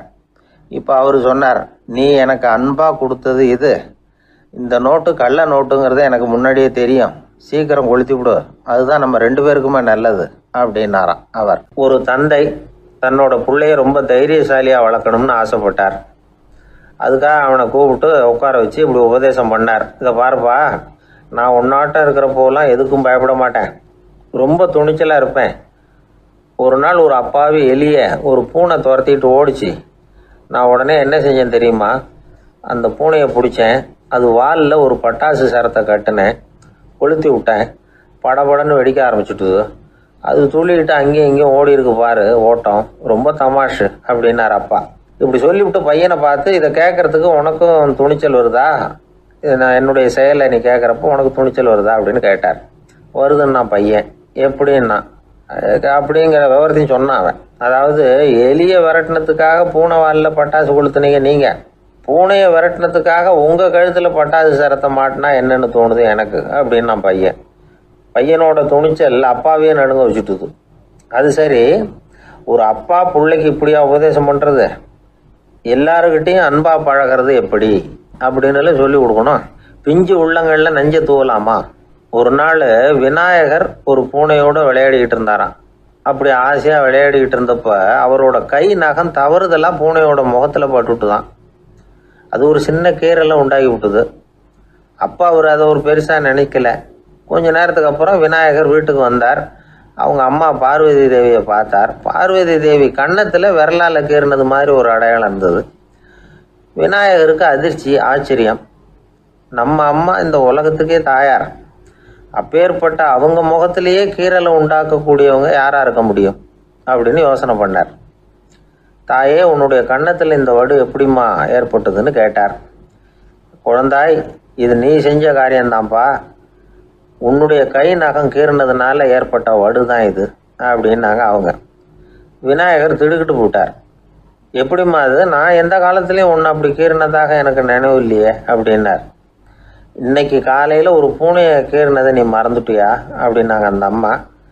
விநாயகர் திகைச்சு போய் நின்னார். பார்வதி தேவி சொன்னாங்க, இதை பாருப்பா, இந்த உலகத்தில் இருக்கக்கூடிய எல்லா உயிர்கள்லேயும் நான் இருக்கிறேன், நான் தான் இந்த உலகமாக ஆகியிருக்கிறேன். ஆகையினால நீ யாரை துன்புறுத்தினாலும் அது உண்மையிலேயே என்ன துன்புறுத்தினதாக தான் முடியும் அப்படின்னாங்க. விநாயகர் மனசுக்குள்ளே ஒரு வெளிச்சம் ஏற்பட்டு தான். அதுக்கப்புறம் அவர் யாரையுமே கல்யாணம் பண்ணிக்காததுக்கு அதுதான் காரணமாக. இந்த உலகத்தில் எல்லாரையும், இங்கே இருக்கிற எல்லாத்தையும் தாயின் வடிவமாக அவர் பார்க்க ஆரம்பிச்சிட்டாராம். குருதேவர் ராமகிருஷ்ணர் இந்த கதையை எடுத்து சொல்லியிருக்கிறார். நபிகள் நாயகம் ஒரு தடவை ஒரு நாற்காலியில் உட்காந்து என்னமோ யோசனை பண்ணிகிட்டு இருந்திருக்கிறார். அப்போ அவரோட உடையில் ஒரு கீழ்ப்பகுதி தரையில் படிஞ்சு கிடந்திருக்குது. அங்கே விளையாடிக்கிட்டு இருந்த ஒரு பூனை அது மேலே வந்து படுத்து தூங்கி போச்சு. தொழுகை செய்ய வேண்டிய நேரம் வந்துட்டது. நபிகள் நாயகம் எழுந்திருக்க பார்த்தார். அப்போ தான் பூனை தன்னோட உடை மேலே படுத்து தூங்கிட்டு இருக்கிறது கண்ணில் படுது. பூனையோட தூக்கத்தை கலைக்க விரும்பல அவர். தன்னுடைய சகோதரியை கூப்பிட்டார். ஒரு கத்திரிக்கோள் எடுத்துகிட்டு வர சொன்னார். பூனை படுத்திருந்த உடை பகுதி மட்டும் இருக்குல்ல, அதை மட்டும் அதோட கத்திரிச்சு விட்டுட்டு அதுக்கப்புறம் அவர் எழுந்திரிச்சு தொழுகைக்கு போனாராம். அதாவது பிற உயிர்கள்கிட்ட எப்படி அன்பு காட்டணுங்கிறத பெரியவங்க எவ்வளோ விதத்தில் நமக்கு எடுத்து காட்டியிருக்கிறாங்க. இருந்தாலும் எத்தனை பேர் மனசில் அதெல்லாம் உரைச்சிருக்குது. நாமளும் நம்ம ட்ரெஸ்ஸு மேலே ஒரு பூனை படுத்திருந்தா ஒரு கத்திரிக்கோலை தான் தேடுவோம், எடுத்துகிட்டு வர சொல்லுவோம். துணியை வெட்டுறதுக்கு பதிலாக இல்லை அதோட வாழை வெட்டினா என்ன அப்படின்னு தோணும். ஒரு ஆள் ரொம்ப பிரியமாக ஒரு பூனையை ஆற்றுல குளிப்பாட்டிக்கிட்டு இருந்தானா. எப்படி? அந்த பூனையை ஆற்று தண்ணியில் அமுக்கி அமுக்கி குளிப்பாட்டிக்கிட்டு இருக்கிறான். அந்த வழியாக போன பெரிய ஒருத்தர் இதை பார்த்தார். இதை பார்ப்பா, பூனையை அது மாதிரி ஆற்று தண்ணியில் அமுக்கி குளிப்பாட்டாத, மூச்சு திணறி செத்து போடும் அப்படின்னு அட்வைஸ் பண்ணார். நீ போய் அவன் வேலையை பார்த்துக்கிட்டு, எனக்கு எல்லாம் தெரியும்னா இவன். சரின்னு அவர் போயிட்டார். கொஞ்ச நேரம் கழித்து அவரே அந்த வழியாக திரும்பி வந்துக்கிட்டு இருந்தார். ஆற்றுல பூனையை குளிப்பாட்டிக்கிட்டு இருந்தவன் அழுதுகிட்டு உட்காந்துருக்கிறான். பக்கத்தில் அந்த பூனை செத்து கிடக்குது. இதை பார்த்தார் பெரியவர். நான் தான் அப்போவே சொன்னேனே அந்த பூனையை ஆற்றுல நினைக்காதேன்னு, அதை கேட்டிருந்தா இப்படி ஆயிருக்குமா அப்படின்னார். அந்த ஆள் கோபமாக இவரை முறைச்சி பார்த்தான். அட போய்யா, இந்த பூனை ஆற்றுல குளித்ததுனால ஒன்றும் செத்து போகல, குளித்ததுக்கு அப்புறம் அதோட உடம்பு ஈரமாக இருக்குதுன்னு அதை புழிஞ்சேன், அதனால தான் இப்படி ஆயிட்டுது அப்படின்னு நானா. ஒருத்தரை பார்த்து உன்னுடைய நண்பர்கள் யார் அப்படின்னு ஒரு கேள்வி கேட்டு பாருங்க. கொஞ்சம் யோசித்து பதில் சொல்லுவாங்க. அவங்கக்கிட்டேயே உன்னுடைய எதிரிகள் யார் அப்படின்னு கேளுங்க, கடகடன்னு ஒப்பிச்சிருவாங்க. நம்ம மனசு இருக்க அது எப்படின்னா, நம்ம நண்பர்களை விட எதிரிகளை அது நல்லா ஞாபகத்தில் வச்சுக்கும். இது ஒரு ஆச்சரியமான உண்மை. உங்களால் நண்பர்களை மறந்துட முடியும், ஆனால் எதிரிகளை மறந்துட முடியாது. இது ஒரு வேடிக்கையான நிலைமை தான். அழகான தருணங்களை நாம் ஏன் மறந்துடுறோம்? இது இயற்கை. ஏன்னா நம்ம மனசு மலர்களை கவனிக்கிறது இல்லை, அதில் இருக்கிற முள்ளை தான் கவனிக்குது. தன்னை காயப்படுத்துகிற எதையும் அது உடனே கண்டுகொள்ளுது. ஒரு தெளிந்த சிந்தனையுடைய மனசு மிக அழகாக உள்ள எல்லாத்தையும் கவனிக்கும். அது நன்றியுடன் உணரக்கூடிய எல்லாத்தையும் பார்த்து குறிச்சிக்கும். இப்படிப்பட்டவங்க வாழ்க்கை இயல்பாகவே நல்லா அமையும். அது ரொம்ப அபூர்வம். மனசில் உள்ள ஒரு சிறிய அமைப்பை மாற்றுவதை பொறுத்து தான் இந்த விஷயம் அப்படிங்கிறார் ஓஷோ. ஒரு யூத கோவில் இருந்து தான், அது யூதர்களின் மடமாகவும் இருந்தது. அங்கே ஒரு தலைமை குரு, அவர் ரொம்ப கண்டிப்பானவர். அந்த கோவிலை ஒட்டி ஒரு தோட்டம். ஒரு நாள் காலையில் அந்த தோட்டத்தில் 2 இளம் யூதர்கள் நடந்து போய்கிட்டு இருக்கிறாங்க. காலையில் 1 மணி நேரம், மாலையில் 1 மணி நேரம் அவங்க அந்த தோட்டத்தில் நடக்கிறதுக்கு அனுமதி உண்டு. மற்ற நேரங்களில் அவங்க மத புத்தகங்களை படிக்கணும், பிற விதிமுறைகளை கடைபிடிக்கணும். அந்த 2 பேருமே தொடர்ந்து புகைப்பிடிக்கிற பழக்கம் உள்ளவங்க. ஆனால் கோவில் மடத்தில் இருக்கிறப்போ அவங்க புகைப்பிடிக்க முடியாது, அது கடுமையான குற்றம். சரி, நாம் தோட்டத்தில் இருக்கிறப்போவாவது புகைப்பிடிக்கலாமா அப்படின்னு ஒரு ஆசை அவங்க 2 பேருக்குமே. இருந்தாலும் பயம். இப்படி கேட்டால் மதகுரு என்ன சொல்லுவாரோ அல்லது என்ன செய்வாரோங்கிற பயம். இப்படியே கொஞ்ச நாள் ஆச்சு. ஒரு நாள் இந்த 2 பேரில் ஒருத்தன் ரொம்ப கலங்கி போய் அந்த கோவிலிருந்து வெளியில் வந்துக்கிட்டு இருந்தான். வந்தவன் நேராக தோட்டத்து பக்கம் போனான். அங்கே இன்னொருத்தன் ஆனந்தமாக புகை பிடிச்சிக்கிட்டு இருக்கிறான். அதை பார்த்து தான் இவனுக்கு அதிர்ச்சி. அட கடவுளே, என்ன இது, நீ கேட்காமலே ஆரம்பிச்சிட்டியா அப்படின்னா. இல்லை நான் கேட்டுவிட்டு தான் ஆரம்பிச்சிருக்கேன்னா அவன். அப்படியா, என்ன மனுஷன் இவர், நானும் தான் கேட்டேன், என்னை கண்ணாபுண்ணான்னு திட்டிவிட்டார். இது என்ன கோவிலா இல்லை நரகமா? உனக்கு புகை பிடிக்கணும்னு ஆசையாக இருந்தால் நரகத்துக்கு போகணும்னு சொல்லிவிட்டார். அது சரி, உன்னை மட்டும் எப்படி அனுமதிச்சார் அப்படின்னு கேட்டான் இவன். அவன் சிரிச்சுக்கிட்டே, நீ எப்படி கேட்ட சொல்லு அப்படின்னா. நாம் இந்த தோட்டத்துக்கு வர அனுமதிக்கப்பட்டிருக்கிறதே ஜபத்துக்காகத்தானே. அதனால் நான் ஜபம் சொல்லும் பொழுது புகை பிடிக்கலாமா அப்படின்னு கேட்டேன். அதுக்கு தான் அவர் சத்தம் போட்டு என்னை அடிக்கவே வந்துட்டார் அப்படின்னா இவன். நீ ஒரு மாதிரியாக கேட்டிருக்க, நான் வேற மாதிரியாக கேட்டிருக்கிறேன். ஜெபம் சொல்லும்போது புகை பிடிக்கலாமான்னு நீ கேட்டிருக்க. ஐயா, புகை பிடிக்கும் பொழுது ஜெபிக்கலாமா அப்படின்னு நான் கேட்டேன். அதில் தப்பு ஒன்றும் இல்லை அப்படின்னு பதில் சொல்லிட்டார் அப்படின்னா. ஒரு சிறிய மாற்றம்தான் அது மிகப்பெரிய மாறுதலை ஏற்படுத்தி விட்டது. மனசு நல்ல விதமாக சிந்திக்க ஆரம்பிச்சுட்டுதுன்னா மகிழ்ச்சிக்கு பஞ்சம் இல்லை. ஒரு கஞ்சன் ஆற்றுல விழுந்துட்டான், வெள்ளத்தில் தத்தளிச்சுக்கிட்டு இருக்கிறான். கரையில் நின்ன ஒருத்தர் உன் கையை கொண்டா இப்படி பிடிச்சி இழுத்து கரையில் சேர்த்து விடுறேன்னார். எதையும் கொடுத்து பழக்கம் இல்லாத அவன் கையையும் கொடுக்க மாட்டேன்னுட்டான். இவர் பார்த்தார், உன் கையை கொடுன்னு சொல்கிறதுக்கு பதிலாக நான் என் கையை கொடுக்குறேன் பிடிச்சிக்கோ அப்படின்னார். அவன் கப்புன்னு பிடிச்சிக்கிட்டான், இழுத்து கரையில் போட்டார். இந்த உலகத்தில் எத்தனை வகையான மனிதர்கள் இருக்கிறாங்க, ஒவ்வொரு மனிதனுமே ஒவ்வொரு வகை அப்படிங்கிறாங்க விஞ்ஞானிகள். மனிதர்களை 3 வகையாக பிரிக்கலாம் அப்படின்னு சொல்கிறாங்க மெய்ஞானிகள். இவங்களை பற்றிலாம் ஏற்கனவே நாம் பேசியிருக்கிறோம். இப்போ டாக்டர் எட்வர்டு பேட்ச் அப்படிங்கிற நிபுணர் என்ன சொல்கிறார் தெரியுமா? மனிதர்களை 7 வகையாக பிரிக்கலாம்ங்கிறார். மனிதர்களின் மனநிலை அடிப்படையில் அவங்களை 7 விதமாக வகைப்படுத்துகிறார் அவர். சரி, அது என்ன 7 வகை? முதல் வகை என்னன்னா பயந்த குணம் உள்ளவங்க. சார் ரொம்ப பயந்த சுபாவம், வீட்டில் கூட வாயை திறக்க மாட்டார், சாப்பிட போகிறப்ப மட்டும்தான் கொஞ்சம் வாயை திறப்பார், அப்புறம் மூடிக்குவார் அப்படின்னு சில பேரை பற்றி நாம் பேசிக்கிறது உண்டு. இவங்கள்லாம் இந்த வகை, அதாவது பயந்த குணம் உள்ளவர்கள் அப்படிங்கிற முதல் வகை. சரி, 2வது வகை என்னன்னா சஞ்சலப்படுகிறவர்கள், எதுக்கு எடுத்தாலும் கலக்கம், குழப்பம், இப்படியே காலம் தள்ளிட்டு இருப்பாங்க. பல பேர் பார்த்துருப்பீங்க. அவங்கெல்லாம் இந்த வகை. 3வது வகை என்னன்னா யதார்த்த உலகை மறந்து கற்பனை உலகத்திலேயே மிதக்கிறவங்க. இளைஞர்கள், கவிஞர்கள், இப்படி பல பேர் இருக்கிறாங்க. எப்போ பார்த்தாலும் கற்பனை உலகத்திலேயே மிதந்துக்கிட்டு இருப்பாங்க. கிட்டத்தில் போய் என்னங்க ஒரு மாதிரியாக இருக்கிறீங்க அப்படின்னு கேட்டு பாருங்கள், அவங்களெல்லாம் ஏதோ ஒரு அற்ப புழுவை பார்க்குறது மாதிரி அவங்கள பார்ப்பாங்க. அதுவும் அந்த வானத்து நிலாவை பாருங்கள், அது என்னை வா வான்னு கூப்பிடுது, எனக்கு சீக்கிரத்தில் ஒரு நாள் சிறகுகள் முளைக்கும், சிறகடித்து வானத்தில் பறந்து போவேன், அந்த செல்ல நிலாவை கொஞ்சிவிட்டு வருவேன், இப்படிலாம் பேசிக்கிட்டு இருப்பாங்க. கொஞ்சிறது அப்புறம் இருக்கட்டும், இப்போ கஞ்சிக்கு வழியே பாருப்பா அப்படின்னா அதை காதில் வாங்க மாட்டாங்க. நாம் ஏதோ இந்த உலகத்தை அனுபவிக்க தெரியாதவர்கள் மாதிரி நம்மளை அவங்க கவனிப்பாங்க. இப்படி ஒரு ரகம். 4வது வகை மனிதர்கள் எப்படின்னா, இவங்க தனிமை உணர்வு மிக்கவர்கள். இவங்க மற்றவங்களோட இயல்பாக நெருங்கி பழகிறதில்ல, தான் உண்டு தன்னுடைய வேலை உண்டுன்னு இருந்துட்டு போகிறவங்க. அடுத்த வீட்டில் இருக்கிறவர் யார் அப்படின்னு கேட்டால் கூட அடுத்த வீடுன்னு ஒன்று இருக்கா அப்படிங்கிறது மாதிரி நம்ம முகத்தை பார்ப்பாங்க. அவங்ககிட்ட மேற்கொண்டு நாம் என்னத்தை பேச முடியும்? இப்படி ஒரு வகை. 5வது வகை மனிதர்கள் எப்படின்னா, இவங்க மற்றவங்க செல்வாக்குக்கு உட்பட மறுப்பவர்கள். அடுத்தவங்களோட செல்வாக்குக்கு இவங்க ஆட்படுறதில்ல.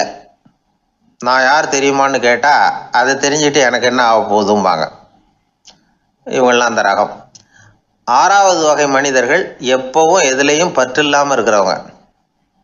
இது ஒரு துறவு மனப்பான்மை. இயல்பாகவே சில பேர் இப்படி உண்டு, அவங்களுக்கு எதுலேயும் ஒரு ஈடுபாடு இருக்காது.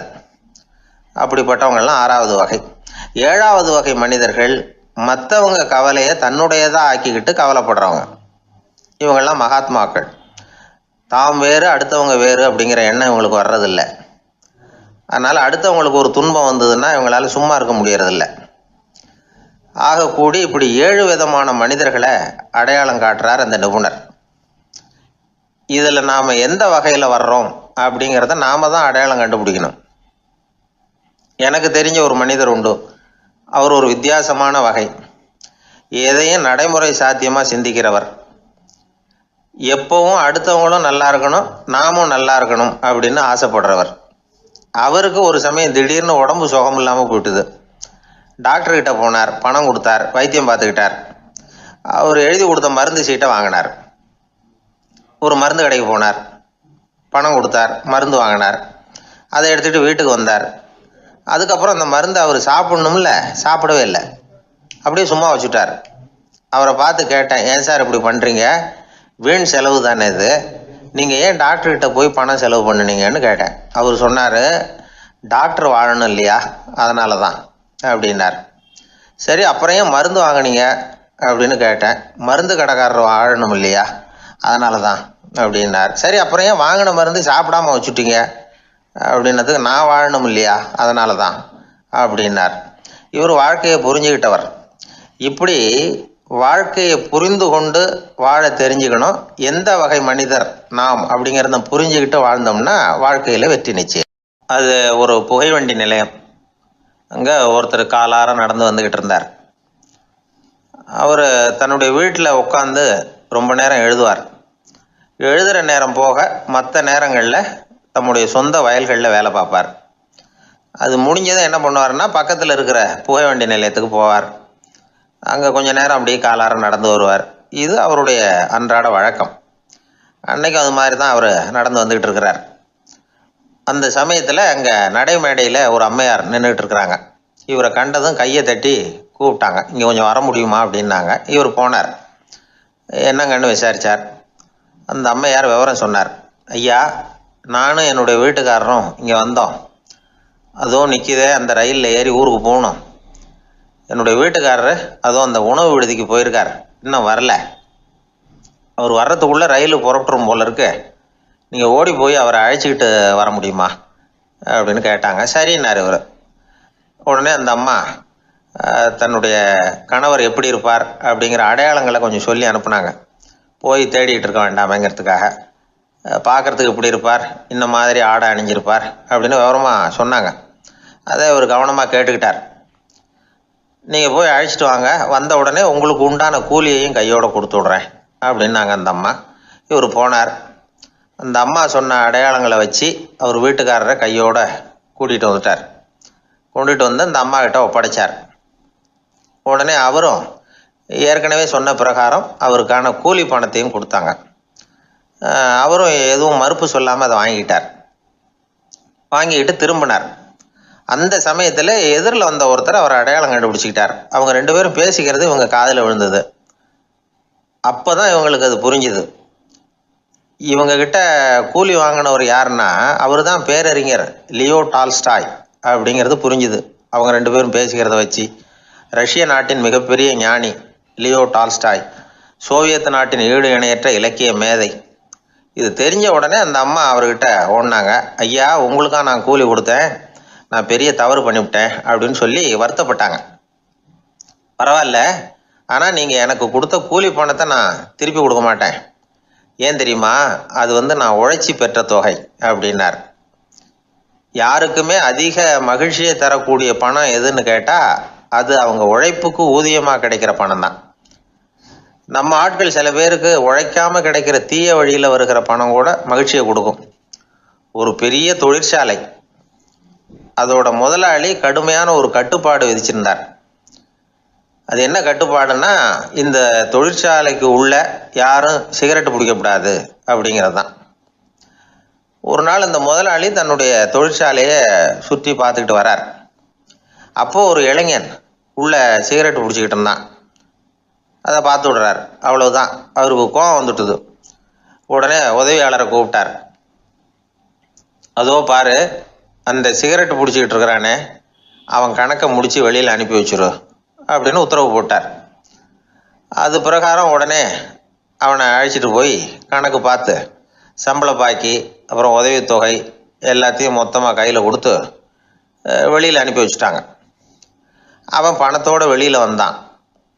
ஏதோ யோசனை பண்ணபடியே நின்றுக்கிட்டு இருந்தான். அவன் என்னப்பா யோசிக்கிற அப்படின்னாரு எதிரில் வந்தவர்.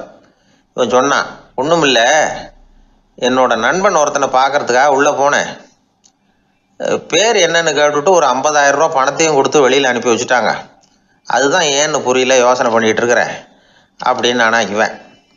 அதனால் நாம் உழைச்சி சம்பாதிக்கிற பணம் தான் உயர்வு, சும்மா வர்ற பணம்லாம் மகிழ்ச்சியை தராது அப்படிங்கிறத புரிஞ்சுக்கணும். அப்பேற்பட்ட ஞானி ரஷ்ய மேதை அவர் பாருங்க, அந்த பணத்தை வாங்கின பணத்தை திருப்பி கொடுக்க மாட்டேன்னு விட்டார். ஏன்னா அது உழைத்து பெற்ற தொகை, அதை நான் கொடுக்க மாட்டேன்னார். அதனால் நமக்கு செல்வம் சேர்க்கறது பெருசு இல்லை, அந்த சேருகிற செல்வம் நமக்கு மகிழ்ச்சியை கொடுக்கணும். அதுக்கு என்ன வழின்னா, நாம் உழைத்து சம்பாதிக்கணும். அப்படிங்கிறத அதிலிருந்து புரிஞ்சுக்க வேண்டியது ரொம்ப அவசியம். அதனால உழைப்போம் உயர்வோம், இதுதான் வெற்றியின் ரகசியம். ஒரு ஆள் அசையாம கிடக்கிறார், அவர் இருக்காரா போயிட்டாராங்கிறத எப்படி முடிவு பண்ணுறோம்? அவர் மூக்குக்கு முன்னாடி புறங்கையை வச்சு பார்க்குறோம், மூச்சு வருதா இல்லையா அப்படிங்கிறத கண்டுபிடிக்கிறதுக்காக. மூச்சுங்கிறது அவ்வளவு முக்கியமான ஒரு விஷயம். சுவாசம் இல்லைன்னா எதுவுமே இல்லை. நம்ம பூமி இருக்க அது கூட சுவாசிக்குதுங்கிறத சோவியத் விஞ்ஞானிகள் கண்டுபிடிச்சிருக்கிறாங்க. பூமிக்கு மேலே இருக்கிற மண் அடுக்கில் காற்றில் உள்ள ஆக்சிஜன் ஆக்சிகரணம் அடையுது அப்படின்னு தான் இது வரைக்கும் எல்லாரும் நம்பிக்கிட்டு இருந்தாங்க. ஆனால் இப்போ என்ன கண்டுபிடிச்சிருக்கிறாங்கன்னா, அந்த ஆக்சிஜன் பூமிக்குள்ளே 1 கிலோமீட்டர் ஆழம் வரைக்கும் ஊடுருவி போகுதான். பூமிக்குள்ளே 2 பக்கமும் பல கிலோமீட்டர் வரைக்கும் பரவுதான். பூமிக்குள்ளே இருக்கிற நீர்நிலை அடுக்குகள் தான் நுரையீரல் செய்கிற வேலையை செய்யுதான்.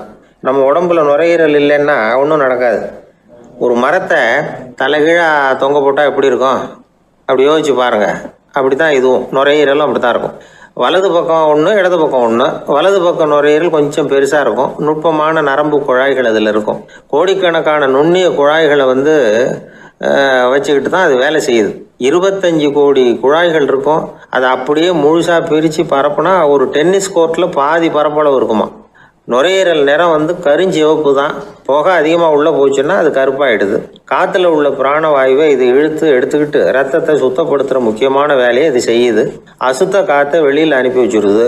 ஒருத்தர் வேகமாக ஓடி வர்றார், அவருக்கு மூச்சு இறைக்கும். பயங்கரமாக எதையாவது பார்த்து விடுறார், உடனே மூர்ச்சி ஆகிடுவார். இது மாதிரி சமயங்களில் வேறு எந்த தூண்டுதலும் இல்லாமல் நுரையீரல் தானாகவே இயங்கும். இப்படி ஒரு அவசியம் ஏற்படுறப்போ இயக்கத்தை தூண்டி விடுற முக்கியமான இணைப்பு மூளைக்கு கீழே முதுகு எலும்புக்கு மேற்பகுதியில் இருக்குது. அது உடனே சுவாசத்துக்கு அவசர உதவியை கொடுக்குது. இப்போ ஒருத்தர் பேசாமல் உட்காந்துருக்கார். இந்த சமயத்தில் அவருக்கு 1 பங்கு காற்று தேவைப்படுதுன்னு வச்சுக்கோங்க. அவர் எழுந்திரிச்சு நடக்கும் பொழுது 1.5 மடங்கு தேவைப்படும். ஓடினார்னா 3 மடங்கு தேவைப்படும். படுத்துருக்கிறப்ப 1/2 மடங்கு தான் தேவைப்படும். இதுக்கு நிமிஷத்துக்கு 16 தடவை மூச்சு விட்டாகணும்.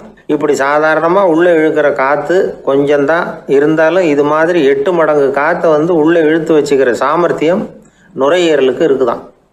தண்ணி, நுண்கிருமிகள், ரசாயன பொருள் இப்படி எது உள்ளே போனாலும் நுரையீரல் சமாளிச்சுக்கும். 30 வருஷமாக விடாத புகை பிடிக்கிறவர் தொடர்ந்து உள்ளே அனுப்பி வைக்கிற புகையை கூட சமாளிக்குதுன்னா பார்த்துங்களேன். உள்ளே போகிற புகை நுட்பமான சுவாச முடிச்சுகளை அழிச்சு விடுது. கறி புகை அது மேலே படிஞ்சு உபயோகம் இல்லாமல் பண்ணிவிடுது. ஆனாலும் தேவைக்கு அதிகமாக 8 மடங்கு கூடுதலாக சுவாச முடிச்சுகள் நம்ம உடம்புக்குள்ளே இருக்கிறதுனால சமாளிக்க முடியுது. சமாளிக்க முடியலன்னா சில சமயம் மூச்சு திணறும். அதை ஒரு எச்சரிக்கையாக எடுத்துக்கிட்டு புகை பிடிக்கிற பழக்கத்தை விட்டுடணும். அதுதான் நல்லது. ஆனால் அப்படி யார் விடுறது? இணை பிரியாத 2 நண்பர்கள் இருந்தாங்களாம். 2 பேரும் விடாமல் சிகரெட்டு குடிக்கிறவங்க. அதில் ஒருத்தன் செத்து போட்டான். இன்னொருத்தன் அதுக்கப்புறம் 2 சிகரெட்டாக குடிக்க ஆரம்பித்தானா. ஏன் இப்படி பண்ணுறேன்னு கேட்டிருக்காங்க. நான் 1 சிகரெட்டு தான் குடிக்கிறேன், செத்து போன என்னுடைய ஃப்ரெண்டு இருக்கானே செத்து போனவன், அவனுக்காக இன்னொரு சிகரெட்டு குடிக்கிறேன் அப்படின்னு நானா. இது ரொம்ப ஆபத்து, விட்டுடு அப்படின்னு சொல்லியிருக்காங்க. சரின்னு ஒத்துக்கிட்டான். ஆனால் அதுக்கப்புறமும் 1 சிகரெட் வீதமாக குடிச்சிக்கிட்டே இருந்தான். சிகரெட்டு பழக்கத்தை நீ இன்னும் விடலையான்னு கேட்டாங்களாம். அந்த பழக்கத்தை நான் எப்போ விட்டுட்டேன், இப்போ நான் குடிக்கிறது என் ஃப்ரெண்டுக்காக அப்படின்னு நானா. இவங்கெல்லாம் எப்படி திருந்துறது? வாய் விட்டு சிரிச்சா நோய் விட்டு போகும் அப்படின்னு சொல்றது உண்டு. அது என்ன வெறும் அலங்காரத்துக்காக சொன்ன வார்த்தையா, இல்லை அர்த்தத்தோடு சொன்ன வார்த்தையா அப்படின்னு யோசிச்சா அதில் நிஜமாகவே அர்த்தம் இருக்குதுன்னு தான் தெரியுது. ஆதாரபூர்வமாக அதுக்கு சில நிரூபணங்களும் இருக்குது. நார்மன் கசின்ஸ் அப்படின்னு ஒருத்தர் இருந்தார்.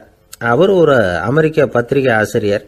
அவருக்கு ஏதோ ஒரு விதமான அழற்சி நோய், இன்ஃப்ளமேஷன் டிசீஸ். அது டாக்டர்கள்லாம் அதுக்கு என்ன விதமான வைத்தியமும் கிடையாது அப்படின்னு சொல்லி பல இதெல்லாம் பார்த்துட்டு கடைசியாக சொல்லிவிட்டாங்க அதுக்கு வைத்தியமே இல்லைன்ட்டாங்க. டாக்டர்கள் தான் சொல்லிவிட்டாங்களே, அதனால் இது இப்படியே இருந்துட்டு போகட்டும் அப்படின்னு விட்டுற வேண்டியது தானே. ஆனால் அவர் அப்படி நினைக்கல. உடனே அவர் என்ன பண்ணார்னா, ஆஸ்பத்திரி ரூமை காலி பண்ணார். ஹோட்டலில் போய் ஒரு ரூம் எடுத்துக்கிட்டார். அங்கே போனார். தினமும் அவருக்கு பிடிச்ச தமாஷான படங்களை எல்லாம் டிவியில் போட்டு பார்த்துக்கிட்டு இருந்தார். சிரிப்பு வரக்கூடிய புத்தகங்களை எல்லாம் படித்தார். கொஞ்ச நாள் ஆச்சு, அவருக்கு இருந்த தொந்தரவு குணமாக ஆரம்பிச்சிட்டுது. இதை கேள்விப்பட்ட உடனே பழைய டாக்டர்கள்லாம் ஓடி வந்தாங்க. ஓடி வந்து பார்க்குறாங்க. அவர் உடம்பை சோதனை பண்ணி பார்க்குறாங்க. பார்த்தா அவர் உடம்பு குணமாகறதுக்கு உதவியாக இருந்தது சிரிப்பு தான் அப்படிங்கிறத விஞ்ஞானபூர்வமாக அவங்க ஒத்துக்கிட்டாங்களாம். இருந்தாலும் சிரிப்பு எந்த முறையில் எந்த விதத்தில் உதவி பண்ணுது அப்படிங்கிறத இன்னமும் சரியாக புரிஞ்சிக்க முடியல. ஆனாலும் ஒரு சில விஷயங்கள் மட்டும் புரியுது. அது என்னன்னா, சிரிப்பு வந்து சுவாசத்தை மேம்படுத்துது, ரத்த அழுத்தத்தை குறைக்குது, உடம்பு குணமாகறதுக்கே உரிய சில ஹார்மோன்கள் அதிகமாக உருவாகி வர்றதுக்கு வழி செய்யுது. இந்த அளவுக்கு தான் சிரிப்போட செயல்பாட்டை நாம் புரிஞ்சுக்க முடியுது. இருந்தாலும் இதை பற்றி கண்டுபிடிக்க வேண்டியது இன்னும் ஏராளமாக இருக்குது. அதையெல்லாம் விவரமாக கண்டுபிடிக்கிற வரைக்கும் நாம் காத்துக்கிட்டு இருக்க வேண்டியதில்லை. இப்போவே தாராளமாக சிரிக்கலாம். அதில் என்னத்துக்கு சிக்கணும்? காசா பணமா? சிரிப்புன்னா ஹாஹான்னு சத்தம் போட்டு சிரிச்சாதான் உடம்புக்கு நல்லதுன்னு இல்லை. லேசான புன்னகை கூட உடம்புக்கு நல்லது செய்யுமா. லேசாக புன்னகை பூத்தா அந்த சமயத்தில் நாம் எப்படி ஆகுது? நம்ம உடம்பு பூரா அமைதி அடையுதான். இதையும் ஆதாரபூர்வமாக கண்டுபிடிச்சி தான் சொல்கிறாங்க. எப்போவாவது மனசு சங்கடமாக இருக்கிறப்போ கொஞ்சம் முயற்சி பண்ணி முகத்தில் புன்னகையை கொண்டுகிட்டு வந்து பாருங்கள். அதோட சுகம் வந்து உங்களுக்கு அனுபவித்து பார்த்தா தான் தெரியும். கண்ணும் உதடும் மலரும் பொழுது இருக்கிற ஆனந்தமே ஆனந்தம் அப்படிங்கிறாங்க அனுபவித்து பார்த்தவங்க. வாழ்க்கையில் நாம் தமாஷா இருக்கணும்னா அதுக்கு சில வழிகளையும் அவங்க சொல்லி வச்சிருக்கிறாங்க. முதல்ல நீங்கள் உற்சாகமாக இருக்கிறவங்க கூடவே அதிகமாக பழகணும். அவங்க கூடவே அதிக நேரம் இருக்கிறது மாதிரி பார்த்துக்கணும். அழுது வடிகிறவங்ககிட்டயே இருக்கக்கூடாது. அவங்கள அவாய்டு பண்ணுங்க. அவங்கள விட்டு விலகி வந்துடுங்க. உங்கள் முன்னாடி இருக்கிறவர் எப்பவும் மூஞ்சியை தொங்க போட்டுக்கிட்டே இருக்கிறவராக இருந்தால் கொஞ்ச நாளில் உங்கள் முகமும் அப்படியே ஆகிடுமா. ஜாக்கிரதையாக இருக்கணுமா. ரெண்டாவது, எடுத்ததுக்கெல்லாம் சீரியஸ் ஆகிடக்கூடாது. எதையும் நிதானமாக வந்து யோசிக்கணும். அடுத்தவங்க நம்மளை மதிக்கணுங்கிறதுக்காக நாம் பகட்டாக நடந்துக்கிறதுக்கு ஆசைப்படக்கூடாது. உங்களுக்கு பிடிச்ச தமாஷான வீடியோ படங்கள், புத்தகங்கள் இதையெல்லாம் லிஸ்ட்டு போட்டுக்கிட்டு முடிஞ்ச அளவுக்கு வாங்கி சேர்த்து வீட்டுக்குள்ளேயே ஒரு லைப்ரரி உண்டாக்கிக்கலாம். ஒரு பெரிய பிஸ்னஸ்மேன், ரொம்ப வெற்றிகரமாக பிஸ்னஸ் பண்ணுறவராம். அவர் எப்படின்னா அடிக்கடி ரயிலில் பிரயாணம் பண்ணுறப்போ நியூஸ் பேப்பரை வச்சுக்கிட்டு ரொம்ப சுவாரஸ்யமாக படிச்சுக்கிட்டே போகிறான். நியூஸ் பேப்பரில் அப்படி என்ன சுவாரஸ்யமான விஷயம் அப்படின்னு எட்டி பார்த்தா அதுக்குள்ளே ஒரு காமிக் புஸ்தகத்தை வச்சுக்கிட்டு படிச்சுக்கிட்டு இருப்பாராம். என்னங்க அப்படின்னு கேட்டால், என் மனசு லேசாக இருக்கிறதுக்கு இது ரொம்ப உதவியாக இருக்குது அப்படின்பாரான். அது ஒரு பக்கம் இருக்கட்டும். சிரிப்புன்னா எல்லா விதமான தமாஷும் உடம்புக்கு நல்லதுன்னு நினச்சிடக்கூடாதான். ஜேம்ஸ் கரோல் அப்படிங்கிற அமெரிக்க உளவியல் நிபுணர் என்ன சொல்றாரு தெரியுமா? அடுத்தவங்களை குறை சொல்றது, கேலி பண்றது, நையாண்டி பண்றது, இது மாதிரியான நகைச்சுவையெல்லாம் நல்லது செய்யறது இல்லைங்கிறார் அவர். அடுத்தவங்களை தொந்தரவு பண்ணாத ஜோக்குகள் தான் எப்பவும் நல்லது. யாராவது ஜோக்கு சொன்னால் தாராளமாக சிரிக்கணும். ஒருத்தர் வந்தார், இன்னொருத்தரை கூட அழைச்சிக்கிட்டு வந்து என்கிட்ட காட்டினார். அவர் தன்னுடைய முகத்தை ரொம்ப சீரியஸாக வச்சுக்கிட்டு இருந்தார். என்னங்க விஷயம் அப்படின்னு விசாரித்தோம். வந்தவர் எங்களை பார்த்து சொன்னார், சார், இவர் கூட ஒரு பெரிய ப்ராப்ளம்னார். என்னன்னு, ஏதாவது ஒரு ஜோக்கு சொன்னால் உடனே சத்தம் போட்டு சிரிக்க ஆரம்பிச்சுடுறார் சார் அப்படின்னார். ஜோக்கை கேட்டுட்டு சிரிக்க ஆரம்பித்தா அது ப்ராப்ளம் இல்லையே அப்படின்னு சொன்னோம். சிரிக்க ஆரம்பிக்கிறது ப்ராப்ளம் இல்லை சார், ஆனால் அப்படி ஆரம்பிக்கிற சிரிப்பை அதுக்கப்புறம் நிறுத்தவே மாட்டேங்கிறார். நாள் கணக்கில் அது பாட்டுக்கு போயிட்டு இருக்கு, அதுதான் ப்ராப்ளம் அப்படின்னார் அவர்.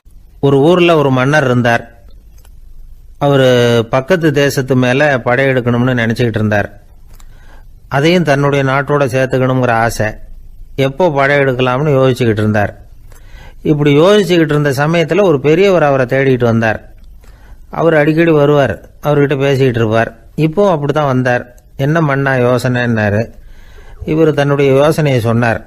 இந்த சமயத்தில் மன்னருக்கு தாகம் எடுத்தது, தண்ணி குடிக்கணும் போல இருந்தது. உடனே அங்கே இருந்த ஒரு அரண்மனை பணியாளரை கூப்பிட்டார். போய் கொஞ்சம் தண்ணி கொண்டு வாப்பா அப்படின்னார். அந்த பணியாளர் போனார். ஒரு கோலையில் தண்ணி கொண்டு வந்தார். ராஜா கிட்ட நீட்டினார். ராஜா அதை வாங்கி குடிக்கிறதுக்காக வாய்கிட்ட கொண்டுட்டு போனார். அந்த நேரம் பார்த்து, மன்னா கொஞ்சம் பொறுங்கன்னார் இந்த பெரியவர். ஆவலோட குடிக்க போன மன்னர் அப்படியே நிறுத்திக்கிட்டு பெரியவரை பார்த்தார். இப்போ அந்த பெரியவர் சொன்னார், மன்னா, இப்போ உங்களை விட வலிமை உள்ள ஒரு சக்தி உங்களுக்கு தண்ணி கொடுக்க மறுத்துடுதுன்னு வைங்க, உங்களை குடிக்க விடாமல் தடுத்துடுது அப்படின்னா, இப்போ இந்த ஒரு கோவள தண்ணீரை என்ன விலை கொடுத்து வாங்குவீங்க அப்படின்னு கேட்டார். இப்போ எனக்கு இருக்கிற தாகத்துக்கு என்னுடைய அரசாங்கத்தில் பாதியையாவது கொடுத்து இந்த தண்ணியை வாங்கறதுக்கு தயங்க மாட்டேன்னார் அவர். சரி, இப்போ அந்த தண்ணியை குடிங்கன்னார் பெரியவர். மன்னர் ஆவலோடு அந்த தண்ணியை குடிச்சு முடிச்சார். அதுக்கப்புறம் கொஞ்ச நேரம் தன்னுடைய படையெடுப்பை பற்றி சொல்லிக்கிட்டு இருந்தார். கொஞ்ச நேரம் கழித்து மறுபடியும் இந்த பெரியவர் கேட்டார், மன்னா, இப்போ நீங்கள் ஒரு கோவள தண்ணீரை குடிச்சு முடிச்சுட்டீங்க. இப்போ அந்த தண்ணீர் உங்கள் உடம்பை விட்டு வெளியில் வரக்கூடிய பாதை அடப்பட்டு போச்சு அப்படின்னு வச்சுங்க, அதை வெளியேற்றுவதற்காக நீங்கள் எவ்வளவு செலவழிப்பீங்க அப்படின்னு கேட்டார். மன்னர் யோசனை பண்ணார், அப்படி ஒரு நிலைமை ஏற்பட்டு போச்சுன்னா என்னுடைய அரசாங்கம் பூராவையும் அதுக்கு ஈடாக தர்றதுக்கு கூட தயங்க மாட்டேன்னார். இப்போ அந்த பெரியவர் சொன்னார், எந்த அரசாங்கத்தின் மதிப்பு ஒரு கோவள தண்ணீர் அளவுக்கு கூட இல்லையோ அந்த அரசாங்கத்தை அடையணுங்கிற பேராசையில் மனிதர்கள் தங்களுடைய சகோதரர்கள் கூடவே சண்டை போட்டுக்கிறாங்களே, அதில் ஏதாவது அர்த்தம் இருக்குதா அப்படின்னாராம். மன்னருக்கு இப்போதான் அர்த்தம் புரிஞ்சுதான். மனசில் தெளிவு உண்டாச்சு. தன் மனசுக்குள்ளே உண்டான வெறியை விரட்டி அடிச்சு விட்டார். அதுக்கப்புறம் நிம்மதியாக ஆட்சி புரிஞ்சார். இப்படி ஒரு கதை. உயிருக்கு என்ன விலை கொஞ்சம் யோசனை பண்ணி பாருங்கள். ஆனால் அது இப்போ எவ்வளோ மலிவாக போயிட்டுது, அதையும் யோசனை பண்ணி பாருங்களேன். ஆசை பேராசையாக மாறுது, அப்புறம் அது வெறியாக ஆகுது, அதுக்கப்புறம் பைத்தியம் பிடிக்குது. இந்த காலத்து மனிதர்களுக்கு 2 விதமான பைத்தியம் பிடிச்சிருக்கிறதாக ஒரு பெரியவர் சொல்கிறார். ஒன்று பணம், இன்னொன்று அதிகாரம். இதெல்லாம் எவ்வளவு காலத்துக்கு நீடிக்கும்? ஒரு சர்வாதிகார நாட்டில் 3 பேர் ஜெயிலில் இருட்டு அறையில் பேசிக்கிட்டு இருக்கிறாங்க. நீ எப்படி இந்த ஜெயிலுக்கு வந்த அப்படின்னு ஒருத்தர் கேட்டாராம். இந்த நாட்டு ராஜாவை ஆதரித்து நான் பிரச்சாரம் பண்ணினேன், அதனால் கூட்டத்தில் தகராறு வந்துட்டுது, கலவரமாக போச்சு, அதுக்கு நான் தான் காரணம்னு அரெஸ்ட் பண்ணி இங்கே கொண்டாந்து போட்டாங்க அப்படின்னாராம் அவர். சரி, நீ எப்படி இங்கே வந்த அப்படின்னு இன்னொருத்தரை பார்த்து கேட்டிருக்கார். நான் இந்த நாட்டு ராஜாவை எதிர்த்து பிரச்சாரம் பண்ணேன், அதனால் கலவரம், அரெஸ்ட் பண்ணி கொண்டாந்து போட்டாங்கன்னார். சரிப்பா, நீ எப்படி அங்கே வந்த அப்படின்னு 3வது ஆளை பார்த்து இவங்க கேட்டாங்களாம். இதுக்கு அந்த ஆள் மெதுவாக வெளிச்சத்துக்கு நான் தான் இந்த நாட்டு ராஜா அப்படின்னாராம். ஒரு நண்பர் ஆனந்தமாக சிகரெட் பிடிச்சிக்கிட்டு இருந்தார். இந்த பழக்கத்தை விட்டுவிடுங்களேன் அப்படின்னு சொல்லி பார்த்தோம். விட்டுவிடலாம்னு தான் பார்க்குறேன், ஆனால் முடியலையேன்னார். மனசு வச்சா எல்லாம் முடியும் அப்படின்னோம். அவர் கொஞ்ச நேரம் யோசனை பண்ணார். அப்புறம் சொன்னார், சரி சார், இதுதான் நான் பிடிக்கிற கடைசி சிகரெட் அப்படின்னு சொல்லி ரொம்ப அழுத்தமாக புகையை உள்ளுக்கு இழுத்தார். அதுக்கப்புறம் அந்த துண்டு சிகரெட்டை வீசி எறிஞ்சுட்டார். ஒருத்தர் இது மாதிரி தீர்மானம் பண்ணி தன்னுடைய கடைசி சிகரெட்டை தூக்கி எறிஞ்சுட்டார்னா அது ஒரு பெரிய விஷயம்தான். அதுக்கு பிறகு அவர் உடம்புல படிப்படியாக என்னென்ன மாற்றங்கள் நடக்கும் அப்படிங்கிறத பற்றி ஒரு விவர பட்டியலே வெளியிட்டிருக்கிறாங்க. அது என்ன விவரம் தெரியுமா? ஒருத்தர் புகைப்பிடிக்கிற பழக்கத்தை நிறுத்துறாருன்னு வச்சுங்க. அப்படி அவர் நிறுத்தின 20 நிமிடங்களுக்குள்ள உயர் ரத்த அழுத்தம், உடல் வெப்பம், நாடி துடிப்பு இதெல்லாம் சரியான நிலைமைக்கு வந்துடுதான். 8 மணி நேரத்துக்குள்ள இந்த ஸ்மோக்கர்ஸ் பிரீத் அப்படிங்கிற தன்மை மறைஞ்சிருதான். ரத்தத்தில் உள்ள கார்பன் மோனாக்சைடு அளவு குறையுதான், ஆக்சிஜன் அளவு கூடுதான், சரியான அளவுக்கு வந்துடுதான். ஒருத்தர் கடைசி சிகரெட்டை தூக்கி எறிஞ்சுட்டார்னா 24 மணி நேரத்துக்குள்ள மாரடைப்பு ஏற்படுறதுக்கான வாய்ப்பு குறைஞ்சுடுதான். 48 மணி நேரத்துக்குள்ள உணர்வு நரம்புகளின் முனைப்பகுதிகள் மறுபடியும் ஒன்று சேர்ந்துருதான். அதனால நாக்கு சுவை உணர்வு, மூக்கின் முகரும் சக்தி இதெல்லாம் மேம்படுதான், நல்ல நிலைமைக்கு வந்துடுதான். சிகரெட்டை நிறுத்தின 3 நாளுக்குள்ள மூச்சு விடுறது சுலபமாயிடுதான். இப்படி அவங்க பட்டியல் நிறைய சொல்றாங்க. 2 அல்லது 3 மாசத்துக்குள்ள என்ன ஆகும் தெரியுமா? ரத்த ஓட்டம் மேம்படுது, நடக்கிறது சுலபமாயிடுது. நுரையீரல் கொள்ளளவு 30% அதிகரிக்குது. 1லிருந்து 9 மாசத்துக்குள்ள சுவாச குறைபாடுகள் நீங்குது. நுரையீரலில் இருக்கக்கூடிய இந்த அசுத்தம் வடிகட்டும் திசுக்கள் சரியா வேலை செய்ய ஆரம்பிச்சிருது. 1 வருஷத்துக்குள்ள இந்த இதய அழுத்த நோய்க்கான வாய்ப்பு பாதியாக குறைஞ்சிருது. இந்த சிகரெட்டை நிறுத்தின 5 வருஷத்துக்குள்ள ஒரு நாளைக்கு 1 பாக்கெட் சிகரெட் பிடிக்கிறவர்களில் நுரையீரல் புற்றுநோயினால் சாகிறவர்கள் எண்ணிக்கை பாதியாக குறைஞ்சிருது. புற்றுநோய் செல்கள் சீரமைக்கப்படுது. ஆக ஒருத்தர் புகைக்கிறத விட்டுணும்னு தீர்மானம் பண்ணி தன் கையில் இருக்கிற சிகரெட்டை இதுதான் கடைசின்னு சொல்லி தூக்கி எறிஞ்சுட்டா அதுக்கப்புறம் படிப்படியாக இவ்வளவு நன்மைகளும் மாற்றங்களும் ஏற்படுறதாக இந்த அமெரிக்கன் கேன்சர் சொசைட்டி தெரிவிச்சிருக்குது. அதனால புகைப்பழக்கம் உள்ளவங்க இதெல்லாம் கொஞ்சம் யோசிச்சு பார்த்து அந்த பழக்கத்தை விட்டு விடுறது ரொம்ப நல்லது. ஆனால் அதையெல்லாம் நாம் சொன்னால் யார் கேட்குறாங்க? என்னுடைய நண்பர் ஒருத்தர் புகைப்பழக்கம் உள்ளவர், அவர் என்கிட்ட சொன்னார், சார், சிகரெட் பிடிக்கிற பழக்கத்தை விட்டு விடுறது என்னை பொறுத்த வரைக்கும் ஒன்றும் பெரிய கஷ்டமான செயல் இல்லை, அது ரொம்ப சுலபம் அப்படின்னார். எப்படி சொல்கிறீங்கன்னு கேட்டேன். நான் ஏற்கனவே 20 தடவை அந்த பழக்கத்தை விட்டுருக்கேன் சார் அப்படின்னார் ரொம்ப பெருமையாக. ஒரு குழந்தை பிறந்து தான் ஒரு வீட்டில், அந்த குழந்தைக்கு என்ன பேர் வைக்கிறதுங்கிறது ஒரு தகராறு. இந்த குழந்தைக்கு என்ன பேர் வைக்கிறதுங்கிறதுல தகராறு வந்துடுது. யார்? கணவனுக்கும் மனைவிக்கும். அவன் என்ன சொல்கிறான், எங்கள் அப்பா பேரை தான் வைக்கணுங்கிறான் அவன். இந்த அம்மா என்ன சொல்லுது, இல்லை எங்கள் அப்பா பேரை தான் வைக்கணும் அப்படிங்குது. காலையிலேருந்து சண்டை, தகராறு. எதிர்த்த வீட்டுக்காரன் பார்த்தான், இது என்ன காலையிலேருந்து எதிர்த்த வீட்டில் தகராறு நடக்குது, என்னென்னு போய் கேட்டிருக்கான். என்னம்மா உங்களுக்கு உள்ள தகராறு? காலையிலேருந்து பார்த்தேன் அப்படின்னா, ஒன்றும் இல்லைம்மா, எங்கள் குழந்தைக்கு பேர் வைக்கிறதுல எங்களுக்கு உள்ளே ஒத்து போக முடியல, நான் எங்கள் அப்பா பேரை வைக்கணுங்கிறேன், அந்த அம்மா அவங்க அப்பா பேரை வைக்கணுங்குது. அதுதான் எங்களால் குடும்பத்தில் ஒரு நிம்மதி இல்லாமல் இருக்கிறோம், தகராறு பண்ணிகிட்ருக்கோம் அப்படின்னு நானா. அப்போ எதிர்த்த வீட்டுக்காரன் சொல்லியிருக்கான், எதிர்த்த வீட்டுக்காரன்னு நான் எதுக்கு இருக்கிறேன், நான் பஞ்சாயத்து பண்ணி வைக்கிறேன். உங்களுக்குள்ள என்ன இது பேர் தானே வைக்கணும், ஏன்ப்பா உங்கள் அப்பா பேர் என்ன அப்படின்னு அவனை கேட்டிருக்கான். எங்கள் அப்பா பேர் சீனிவாசன் அப்படின்ட்டுருக்கான். இந்த அம்மாவை உங்கள் அப்பா பேர் என்னம்மா, கிருஷ்ணன் அப்படின்னு சொல்லி இவன் யோசித்து பார்த்தான். குழந்தைக்கு சீனிவாச கோபாலகிருஷ்ணன்னு பேர் வைங்க போங்க அப்படின்ட்டு போயிட்டான். ஏற்ற விட்டுக்கு தீர்த்து வச்சுட்டு போயிட்டான். போனதுக்கப்புறம் இவங்க 2 பேரும் பேசிக்கிட்டாங்க. சரி, இந்த சீனிவாசன் சரி கிருஷ்ணன் சரி, நடுவில் கோபாலம் யார் அப்படின்னு சொல்லி அவனை போய் இழுத்துட்டு வந்தான். எழுத்து வீட்டில் போய் அது யார்ரா, அது இங்கே வா, அது யார்ரா கோபாலன், அது எங்கள் அப்பா பேர், நீ அதை மட்டும் எதுக்கு விட்டு வைக்கிற, அதையும் சேர்த்து வச்சுட்டு போடான்னு. அதாவது குடும்பத்தில் ஒரு கணவனும் மனைவியும் ஒரு சின்ன விஷயத்தில் கூட ஒத்து போகலைன்னா இப்படி தான் ஏற்று வீட்டுக்காரன் பஞ்சாயத்துக்கு வருவான். கோபாலன்னு குறுக்க வருவான் ஒருத்தன்.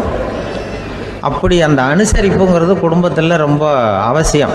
கணவனும் மனைவி அது ஒன்றுக்கு மேலே இந்த கல்யாணம் பண்ணிக்கிறாங்க, அது ரொம்ப அவஸ்தை. ஒருவனுக்கு ஒருத்திங்கிறது நம்ம இதெல்லாம் சொல்கிறது. ஒன்றுக்கு மேற்பட்ட திருமணங்கள் சங்கடத்தில் தான் கொண்டு விடும். நிறைய சொல்லுவாங்க. உலகத்திலேயே ஒரு பெரிய இது என்ன தெரியுங்களா, இயற்கை நிர்ணயம் பண்ணுது. இப்போ நம்ம சில பேருக்கு எனக்கு பொம்பளை புள்ள வேண்டாம் ஆம்பளை புள்ள வேண்டான்னு சொல்லி இந்த ஸ்கேன் பண்ணி என்னென்னவோ பண்ணிகிட்டு இருக்கிறாங்கல்ல. ஆனால் இயற்கை அந்த 50-50 ரேஷியோவை அது மெயின்டைன் பண்ணிகிட்ருக்கு. இந்த உலகத்தில் ஒரு அதிசயமான உண்மை என்னென்னா, 116 ஆம்பளை புள்ள பிறந்தா 100 பொம்பளை புள்ள பிறகுதான்.